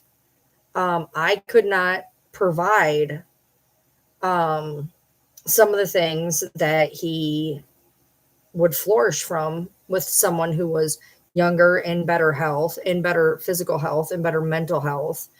And if that makes me shit for trying to make sure that he does get everything, because the people that have him, I will say this, I do believe that they love him. I believe they're chasey shitbags, but I do believe that they love him.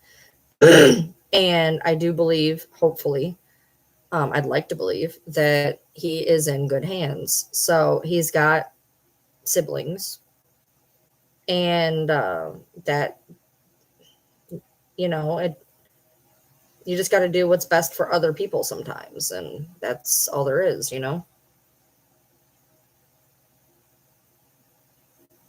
have anything wrong with me, but I've had my kids. I ain't raising my grandkids. I told her when she got pregnant, I told her, I said, this is your child. You wanted to lay down. You wanted to have a baby. I am not raising your baby, period. That, that is how my mom told me the same thing when I was trying to have a baby in my 20s. She's like, you can have a baby. Don't ask me to help. Just dead ass. She's like, don't ask me to help. This is not my, I'm good, And I told her the same thing when she got pregnant. I'm not raising this baby. But then he came out and I was essentially doing everything. I had to tell her how to do everything. And I had already been doing it for the small amount of time that she had him. And I was just like, I cannot do this. You know, essentially what it boiled down to is me being a single mom of a baby that I didn't sign up for. I don't care how you look at it. You can judge me all you want. It doesn't matter to me because you're not here. You're not in my head. You're not in my brain. You're not in my body. You're not in any of that to understand where believe it or not, no matter how you want to slice it, I did what was best for him and for me. And I shouldn't have any apologies for that when people are not holding her at the level that they were holding me. You know, as a grandmother, you should have stepped up. As the mother, you should have stepped up. As the one who had him, you should have stepped up. Yeah. So until they hold her to the same standard, you don't get to judge me. It wasn't my baby. I didn't lay down and make it. Not my problem. Period.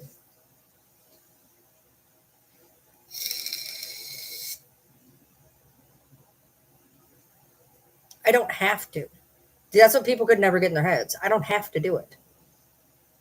Legally, morally, ethically, I don't have to do shit. I did what I did. I helped where I helped, and I was done. Judge me all you want. I don't care.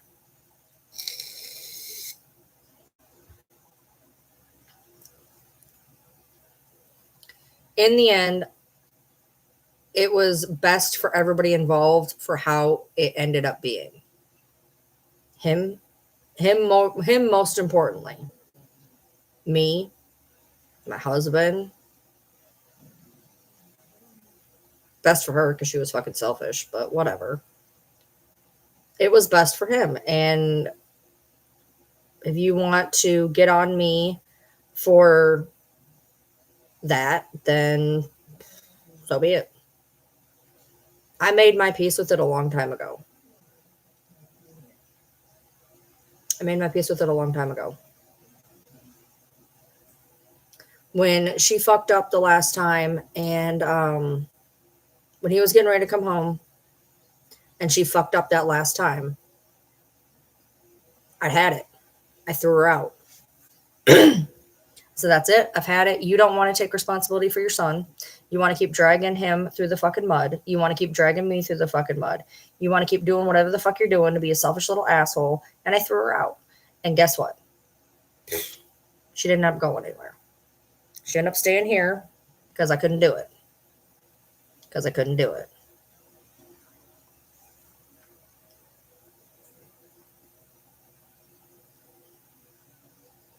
Yeah. It's easy because a lot of my haters are 20, 30, sometimes 40 something. 20, 20, 30. You're young. You don't understand what it's like. You don't understand what it's like to be in failing health. You don't understand what it's like to be in somebody else's shoes. What you are capable of doing is not the same thing that everybody else is capable of doing. I can't provide certain things that were going to be integral to him thriving. And it was better to acknowledge that than to fuck it up. Period. There's things that I can do that other people can't do. And there's things that I can't do that other people can do. But you don't get to judge me based off of what you can do. That's stupid.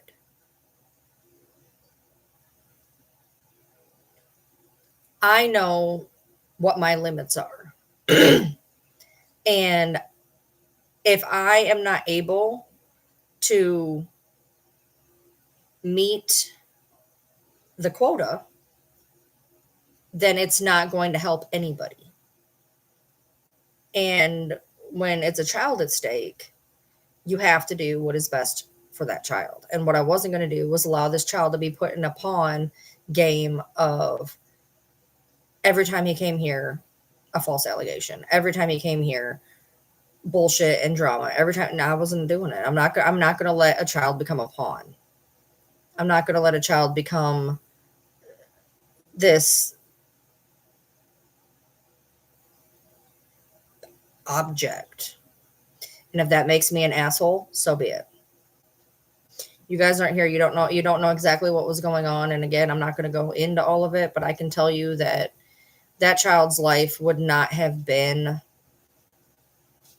the best it could be because it was going to be too busy being argued over with people who had better opportunities than we did.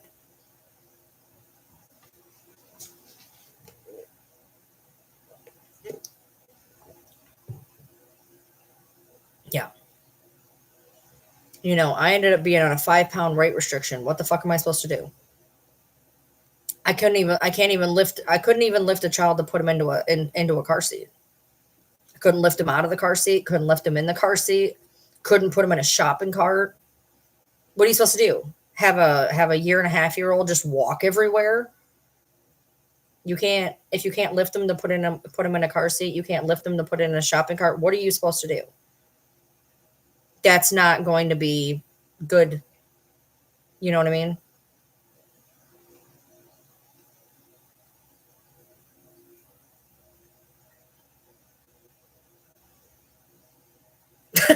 There's a lot of us assholes out here. I wouldn't have done it either.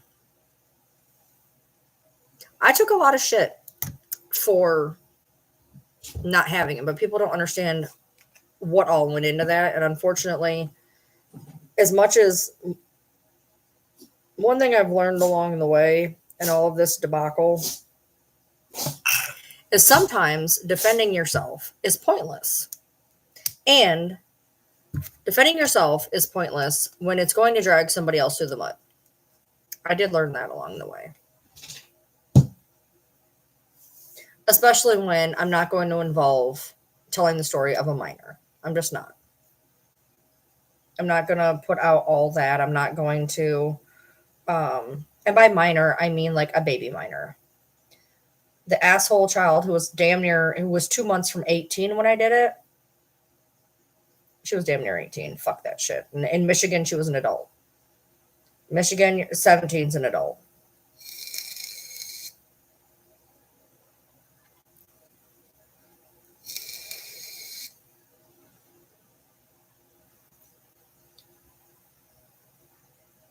He's probably, honestly,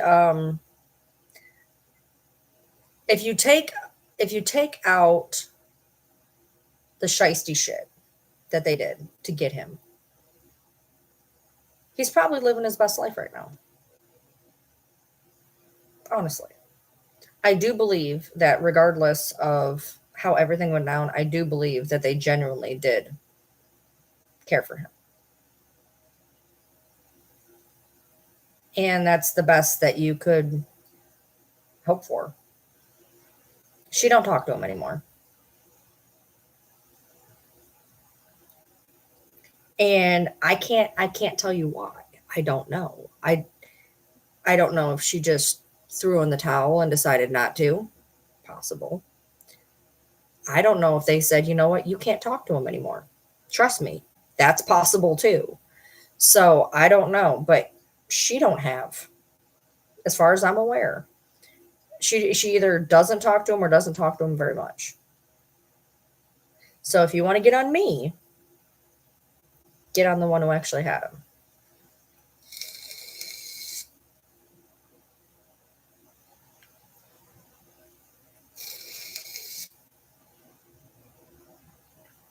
Yeah, our age stuff is really weird. You can vote at 18, you can go to war at 18, but you can't have a beer. I will never understand that. And you can drive a car at 16. You can drive a piece of machinery that can kill people at 16, but you can't smoke until you're 21. What? Your son pays us $200 a week for room and board. People ran me through the fucking ringer for what I had said needed to be done at 18. She was getting a $40 a week allowance to basically do nothing, that we had to go right back behind her and do everything. We did not charge her that much money to live here. Not that we ever fucking got it anyway. But, had she done the adult thing, we weren't charging her that much. And people, especially, 20 something idiots, well, parents shouldn't charge. Yes, they should. They should. They should teach them how to pay bills, how to be an adult. If I were to throw, if you were to throw out your child at 18, they'd have to pay rent, would they not? They'd have to buy food, would they not? They'd have to find a way to get back and forth to work, would they not? So why the hell wouldn't you still instill that in a child who's in your house? Well, not a child, I'm sorry, your child who's still in a house. Why would you not teach them the very same things that they need to learn in order to be a functioning adult in society? Most people do charge their kids. For the people who don't, their kids end up entitled sacks of shit. Which is how I got my first Reddit community, by the way. I got in an argument with a woman who was a good follower of mine. And she wanted to have her say on what I chose to do. And I told her that her child was an entitled sack of shit. She was telling me all this stuff about her kid, and I'm like, your child is entitled. It's not going to grow up in society and know how to function. Like, you're not teaching them life skills. You're not teaching them how to pay bills or have any responsibility whatsoever. And your child is going to continue to have a 13-year-old mindset when they're 28 years old. And she didn't like that. So she made a Reddit community about me. And that's how I got my first one. Fun times. Because we had a difference of opinion on how to raise our kids. She decided to tell me I was wrong. I had to deal with that. And then when I told her she was wrong, she couldn't handle the fact I told her she was wrong and made a Reddit community about me. So I had, now mind you, in her head, I'm supposed to listen to what she's saying to me. I'm a sack of shit parent because I was teaching my kid responsibility. And when I said, you know what, I don't agree with you. I don't think that what you're doing is correct. She couldn't handle that. So she made a Reddit community about me and put in a bunch of shit in there that was not accurate or half truths. There's some things out there that are half truths. Don't get me wrong. There's some half truths out there where they are, there's some semblance of something in there, but not the whole entire actuality.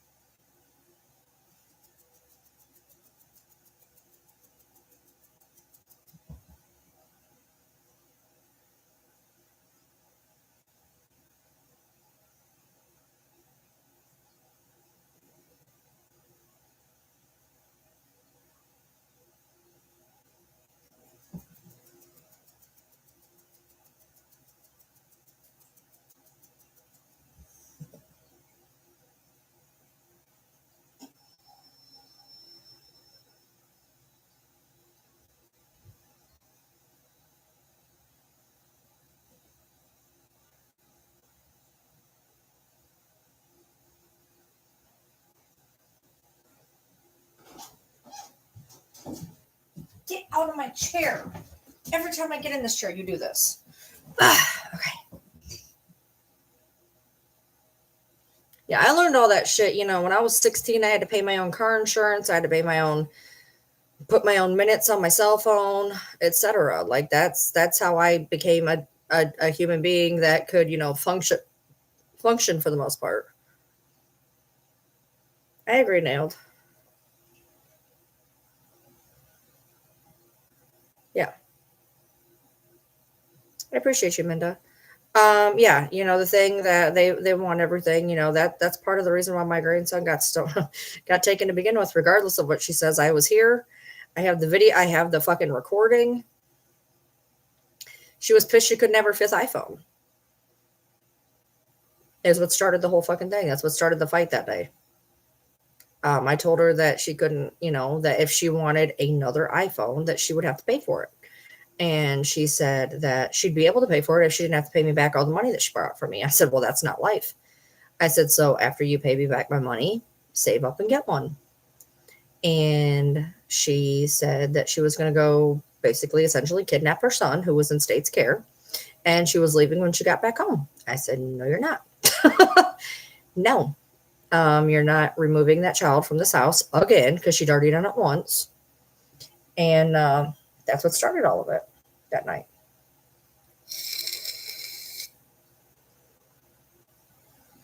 And she could say it's not over that, but that's what started it that night. Because I told her no.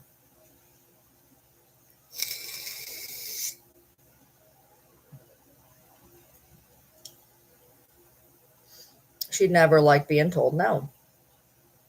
And that's the problem. Kids don't want to be told no. That's part of the reason I'm so fucking adamant on this goddamn gypsy case. I see so many fucking parallels. It is nauseating. So many fucking parallels. Her saying that her mom, you know, her mother controlled her. She used to say that about me all the time. I controlled her. That girl, okay, she was so controlled. She got her first piercing at 14, her first tattoo at 16. She was pregnant at 16. What the fuck did I control? What did I control exactly? Because she basically did whatever the fuck she wanted to do whenever the fuck she wanted to do it. So I'm a little confused on what I controlled exactly.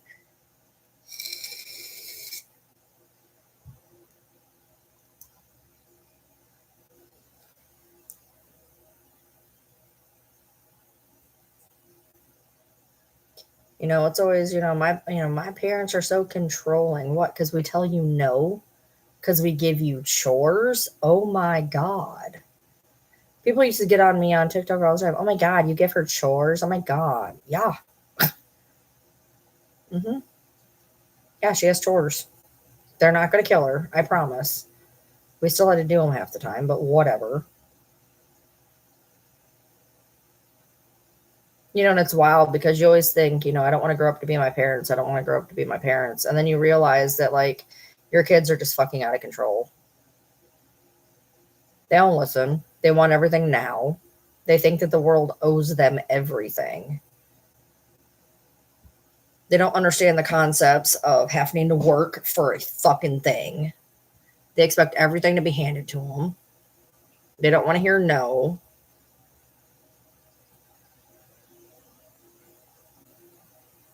And then when you need help because your kids, you know, you can't fucking discipline your kids, and then you ask, you know, people for help, and they're like, we can't help you.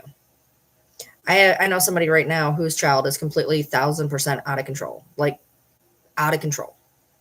And no matter what she's done, no matter where she's went, no matter where she's begged, they just go, we can't help you. That happens a lot though. That weird little sibling that wasn't supposed to happen gets away with murder. I've heard that numerous times. I've heard that a lot. I was when I was a kid, I didn't get away with nothing, but my baby sister got I think honestly by that point the parents are just worn out. They are just worn out and they're just like, fuck it, we don't care anymore. So I think it's a blessing and a curse, honestly, when that happens. I mean, it's a blessing to them, but it's also kind of a curse because that child is not going to learn how to. And I'll give you a perfect example of that. So I have some cousins. They were coddled their whole life. Completely fucking coddled. I mean, into their 20s and probably into their 30s. I can't even remember what it was, but their dad would do everything for them. If they need, daddy, I need a car. Daddy, I need a washer. Daddy, I need.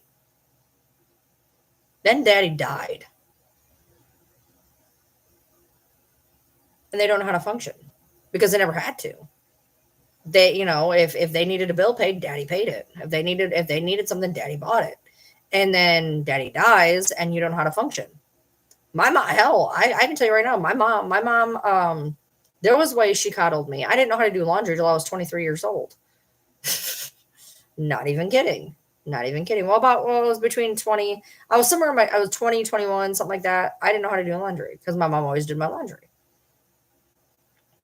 You have to teach kids shit because if you die, they don't know anything.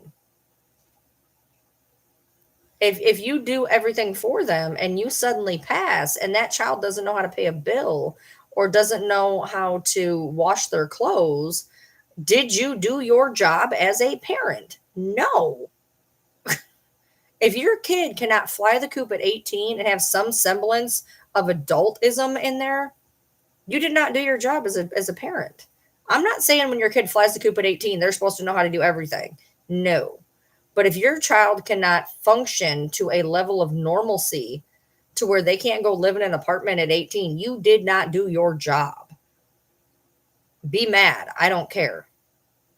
Be mad. Because I can tell you that I moved out for the first time at 19. And the only reason I came back is because we were not living in a very safe place. And because me and my husband were going to kill each other.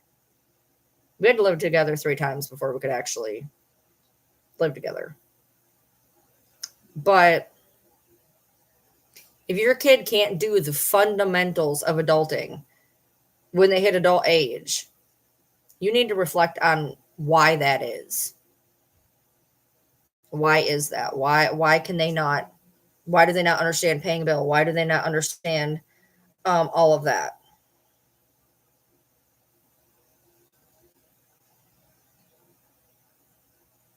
I'm going to try to call him and see if I can get him up. I don't want to get up again.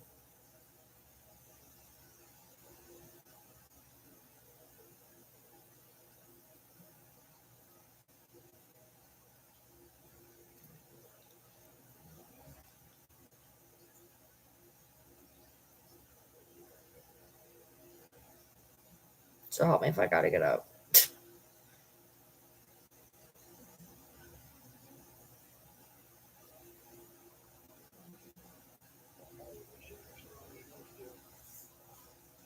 I'll try one more time. And I'm going to go in there and I'm going to be yelling.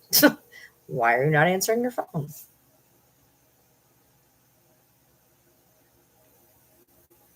Because I know you don't have an alarm set.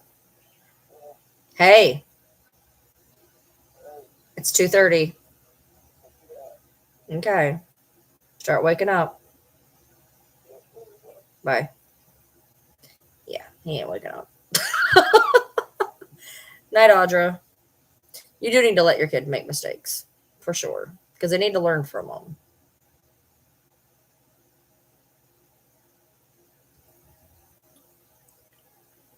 I think that's probably one of the harder parts is letting your kids make mistakes. Because you don't want them to hurt, you don't want them to mess up, you don't want them to feel bad, you don't want them to have stress or anxiety or pain from making a bad decision. But if you don't let them do that, they're not going to learn how to regulate those same emotions later. If they don't learn disappointment and failure, they're not going to know how to deal with disappointment and failure later. And that's really hard because you don't want to watch your kid. God damn it. You don't want to watch your kid, not believe in themselves because they fucked up. But you got to kind of do it anyway because they're not going to learn otherwise. So that's a part of parenting that sucks. For sure.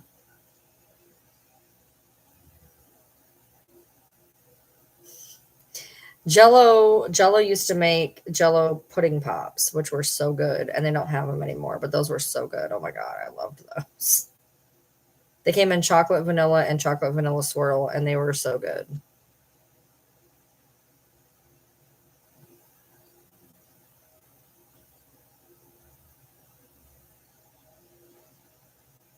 Luckily, he doesn't have to leave here till like 3:30, so another 15 minutes or so, I'll go in there and be like, "All right, you getting up?" I feel bad.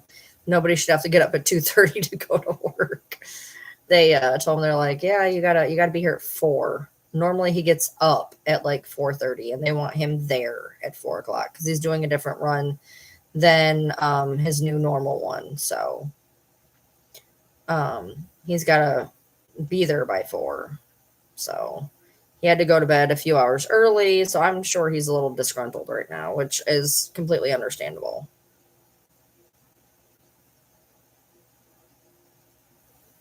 So I guess I'm gonna have to treat him with a little bit of kid gloves.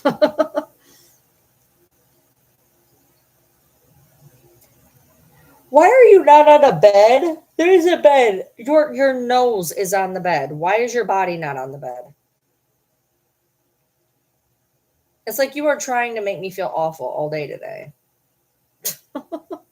She is literally like her nose is up against the bed. There is a whole section of bed she could be laying on, and she's laying on the floor.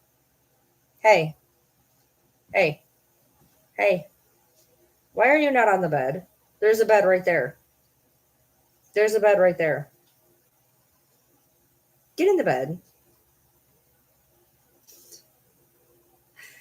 Thank you.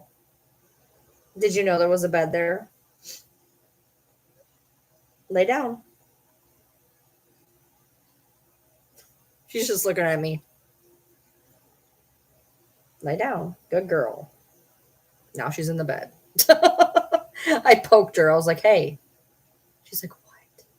There's a bed right there. Oh, there's a bed? Yeah, there's a bed right there. She's curled up on the bed now. 3 of them on one bed. And the tiny pupper in the tiny pupper bed. And then there's 2 beds over there. So I'm going to call him, or I'm going to go in there here in another 10, 15 minutes.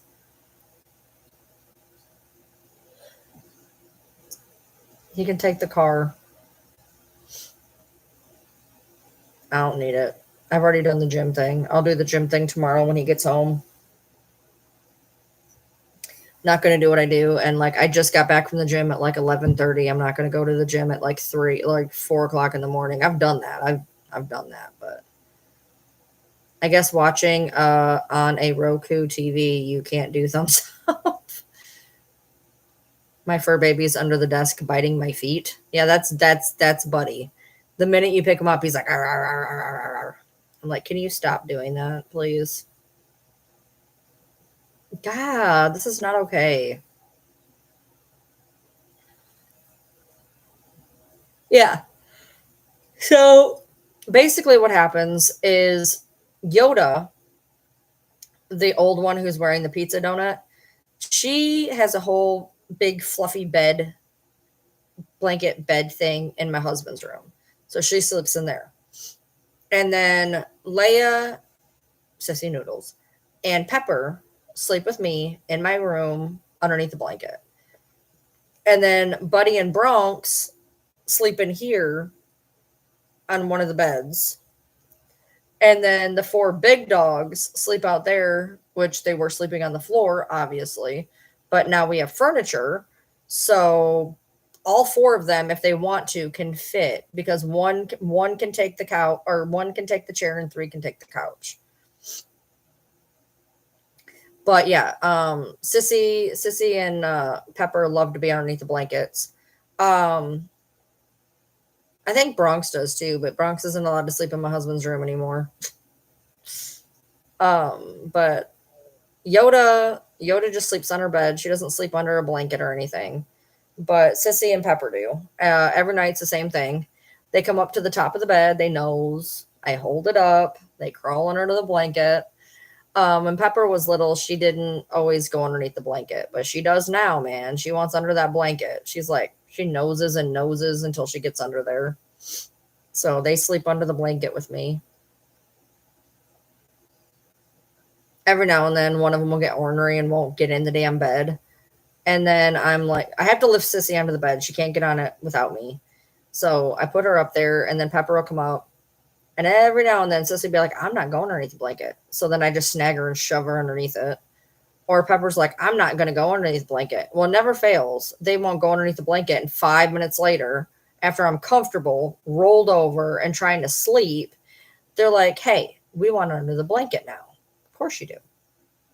Couldn't do it when it was important, but you want to do it now. Perfect.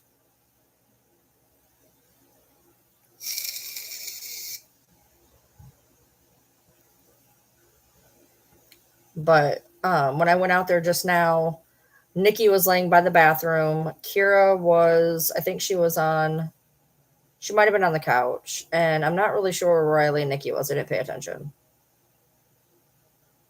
Cavaliers are cute. They have wavy ears. Is it white and brown? Most Cavaliers are like white and brown. Sometimes they have black in them. My foot. I can't even get it in my shoe. It stopped itching though. Oh shit. Oh. I just moved my foot and now it feels weird. But yeah. Oh yeah, it's always on their time. They're like, oh, we need to be under the blanket now. Cause well, my room is cold. Okay. So basically what happens is in the winter, I barely have any heat in there. I have a little heat source. Our piping sucks. But I like a really cold room so it doesn't phase me. And then during the summer, I keep an air conditioner in there. So like right now, my room is like Arctic. It's like Arctic, which I like that when I sleep. If the room starts getting even remotely warm, I will start waking up choking. I can't sleep in a warm room. I don't know what it is. I start coughing really bad. And so like my room is like subarctic. So like after like 5 minutes of being like, I'm not getting under the blanket, they're like, I'm freezing. So then they'll go under the blanket. Currently right now I have a sheet, a quilt, and then a Sherpa blanket on top of it. I had another blanket, but I have it out in the living room now. So I'm waiting. There's supposed to be another blanket coming. I ordered one off of Temu. So hopefully it should be a good size. I didn't really think about it when I bought it. It's not going to match my room at all. That was really dumb. I should have bought a mushroom blanket to go with my mushroom decor. Did not. I bought an axolotl blanket to go with my axolotl collection. Not the smartest thing I could have done, but oh well. It's already on its way here. Yeah, my room has to be cold, cold.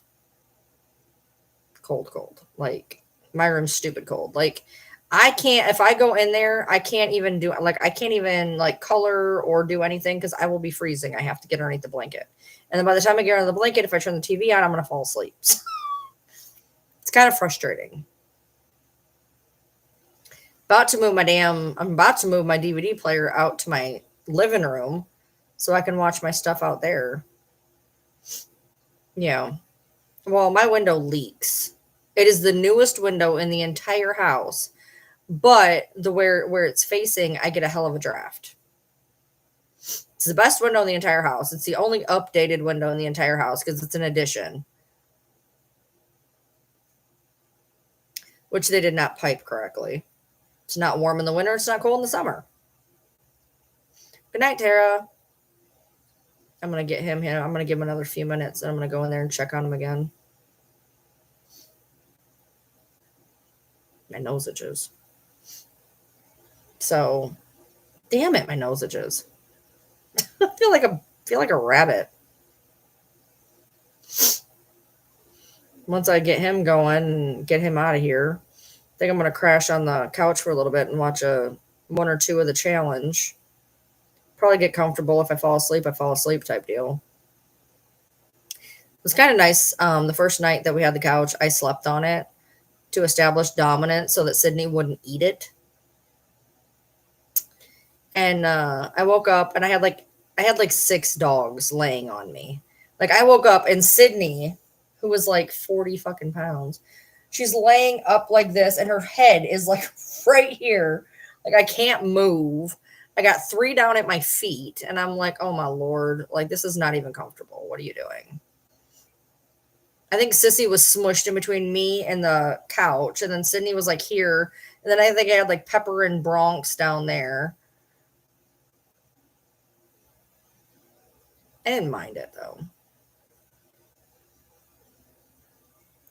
I don't know why Sydney thought that she could, like, literally. I look over and she's just like, her whole head is like right here. What are you doing? This is not comfortable. Like, I can't breathe.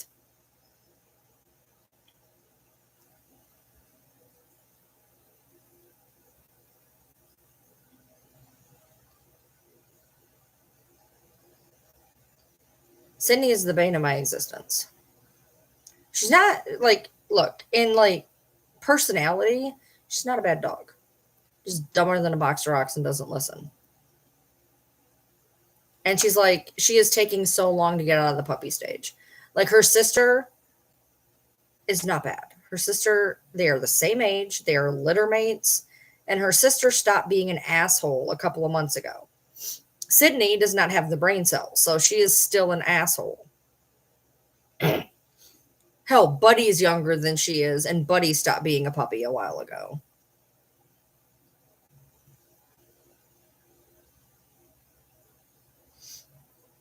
Yeah. No, well, I mean, the point is establishing the dominance. I was worried she was going to eat the couch. I am still worried she's going to eat the couch. She's stupid and she don't listen. So I fully expected, this is why I did not spend a lot of money on a couch. The chair, it happened to come with a chair, which was nice, but I purposely spent practically nothing in case I came home and the dog ate the couch. She's not eating the couch yet. All they're doing right now is knocking the couch cushions off. I go out there and the couch cushions are on the floor, which is better than being chewed, so I can't really say anything.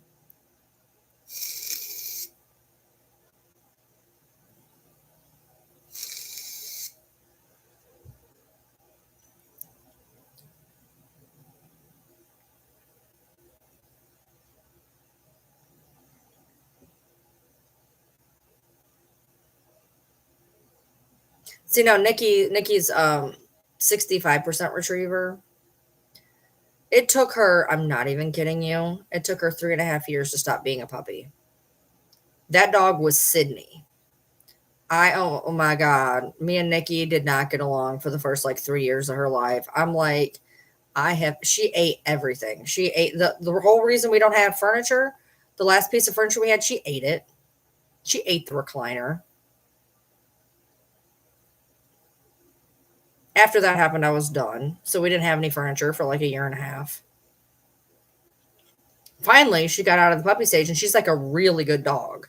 She's a really, really, really good dog. But until she got out of the puppy stage, it was awful.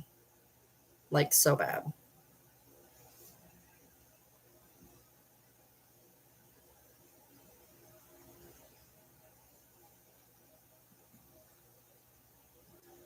Oh my God. I just shoved my foot in my shoe. And my foot was like, don't do that to me. I have a big scratch and I will be very angry if you do that. All right. I got to go poke him and make sure he's awake. It's nearly 8 a.m. here. Oh, good night. Or good morning or whatever it is you're doing. Okay, give me a minute. I got to go see what's going on with him because calling him isn't working, obviously. Ow, my ankle. Ow, ow, ow, ow, ow, ow, ow.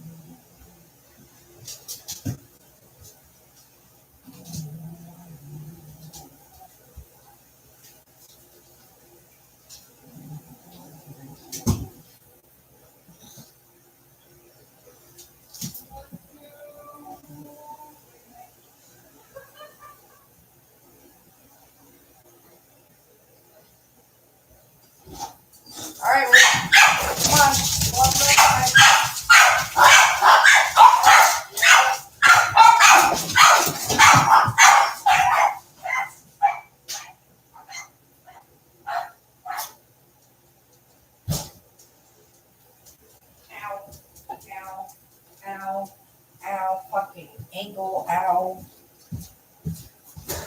My neighbor's gotta love me. Okay, I'm back. I walk in, I was like, "You're not even trying to get up." He's like, "I am." I'm like, "Your light isn't on." He's like, "It hurts my eyes." I was like, "Get up." So I just let the dogs out because I always let the dogs out when he goes to get up. And so, yeah, it's like 2:30 in the morning. The dogs are outside. They're confused, but whatever. Yeah. Nikki, like I said, Nikki's a good dog. She really is. Now. That's Sydney. That's Sydney. She also spins like this the entire time. When you go to let her out, she just spins. And she taught Riley how to do it. So now I have 2 tornadoes every time I let him out. Where'd you go? Where did you go? You were just in here 2 seconds ago. Where'd you go? Hey, come here. Come here. Yeah, meow. Come here. Ow, that is a nail. Thank you.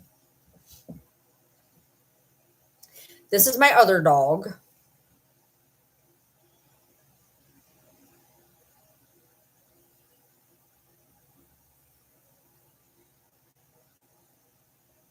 This is dog number 10.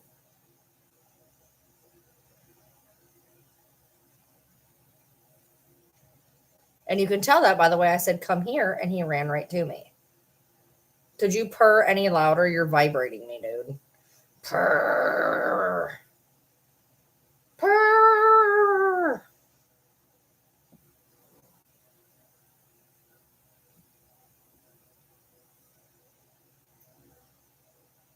Give him biscuits.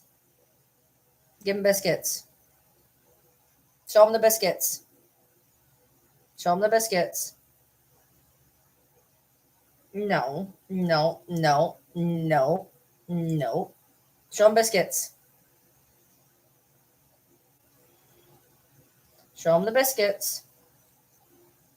This is a job interview. You got to make biscuits. If you don't make biscuits, you're not going to get the job. You got to make biscuits. You're not a very good biscuit maker. Why are we not doing biscuits? You're a great biscuit maker. Show them the biscuits. Don't purr. Just do the biscuits. Come on. Biscuits. Biscuits.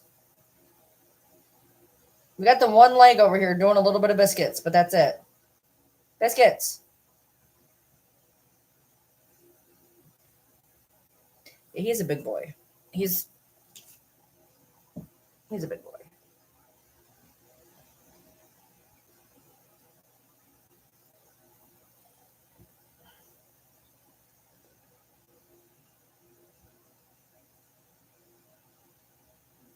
You look like you have a big patch of brown on your butt, but you don't, so you're good.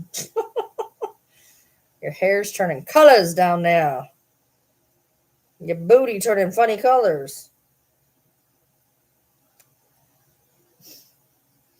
It's starting to turn different colors, different places, actually. Oh, now we're going to do the biscuits? Now? Job interview's over. You didn't get the job. You didn't do the biscuits. Now what? Now what do we got to do? You got to get a job. You got to get a job. The only thing you're good at is biscuit making. You couldn't even do that.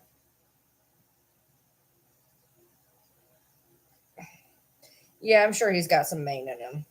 All my cats but one have been this big. He's not even the biggest cat I've had. He's the 4th biggest cat I've had. My cats have been huge. He is fluffy. He's not really that fat. He's probably, I don't know, 10 or 12 pounds. He's not that big. I've had 17-pound cats, 15-pound cats. He's just got a lot of fluff. He floofy. He floofy.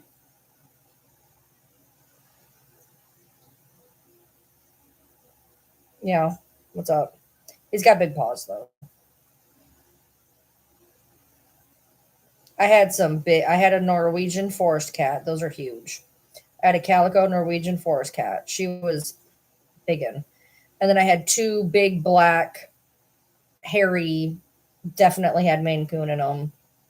And then this guy. And then I had a little Siamese ragdoll, Himalayan looking little fuzzy thing who was like 8 pounds and had nystagmus. His little eyes just shot back and forth constantly. Oh yeah, you can do anything to him. He doesn't care. He doesn't care. He doesn't give two shits. This cat doesn't know nothing about nothing. He doesn't give shit. He doesn't care about nothing. You can pull his tail. He actually likes to have his tail pulled on. He's weird. He doesn't care. I don't think he's ever tried to bite anybody ever. He doesn't understand nothing. He doesn't care. Yeah, I know. He doesn't care about shit. He doesn't care. He is a weird, weird cat. Hey. Hey. Hey. Yo, dude. You want down? He's weird. You literally, like, his tail right here. He doesn't care. It's your tail. I'm not pulling on it that hard, by the way. Tail. That's your tail? That's your tail? Yeah. He don't care. He don't care. He don't care about shit. Oh yeah. His best friend is Buddy. Buddy spends most of his time with his neck in his mouth. Buddy is about half the size of the cat. And that is his best friend ever. And the cat just spends most of his time being chewed on. He doesn't care. What are you doing? Hey. What are you doing? No, thank you. By the way, the thing I am most allergic to? Cats. Cats. I've had them my whole life. I went through half of the amount of allergy shots that I should have done, so I built up some type of an immunity, but I didn't finish all of them. I only did them for a year and a half instead of 3 years. But they done pretty well because I'm not super stupid with them anymore. So, what are you doing? Can I put you down now? Could you purr any louder?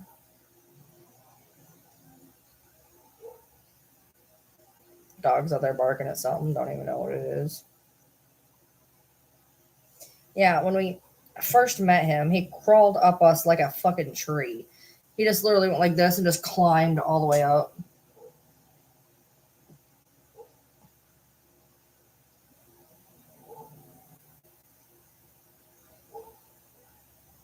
Hey, your whiskers are going up my nose. I'm glad you don't care. Thank you. I appreciate you. What are you doing? This is not okay. No, I do not want your booty in my face. Thank you. That I'm gonna have to pass on that.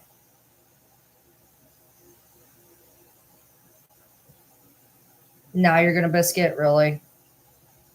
You're ridiculous.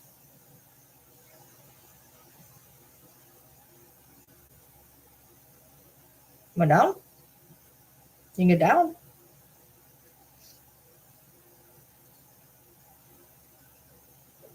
Do not put your big ass butt in my face, for real. I do not want your butt in my face.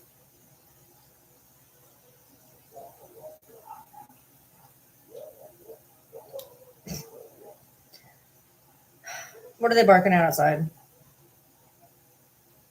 You went down? Go on. Go on.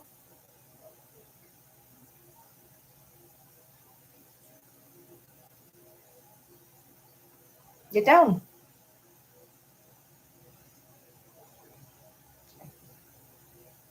What are you doing? What are you doing? Don't even think about what you're doing. Don't even think about what you're doing. Don't even think about.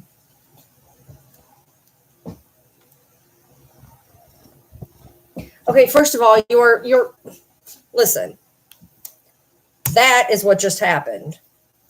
You cannot type letters to people. Okay? You cannot type letters. What you just wrote made no sense.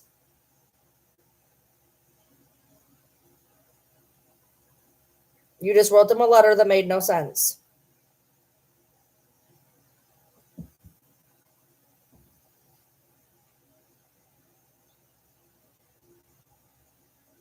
Why do you look so fucking disgruntled right now?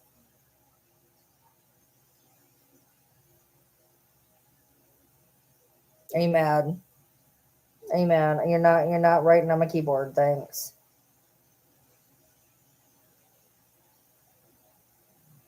It's like, but I was doing cat things. I was doing cat things, okay? Yeah, you just wrote them a letter that made no sense. Good job.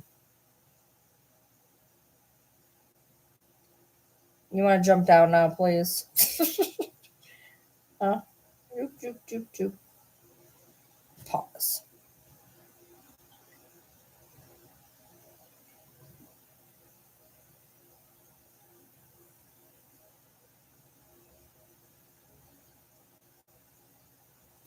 Where are you going? What are you doing? Please don't write letters again. No, now you're writing more letters. No, don't lay down. What are you doing? Get down. Okay.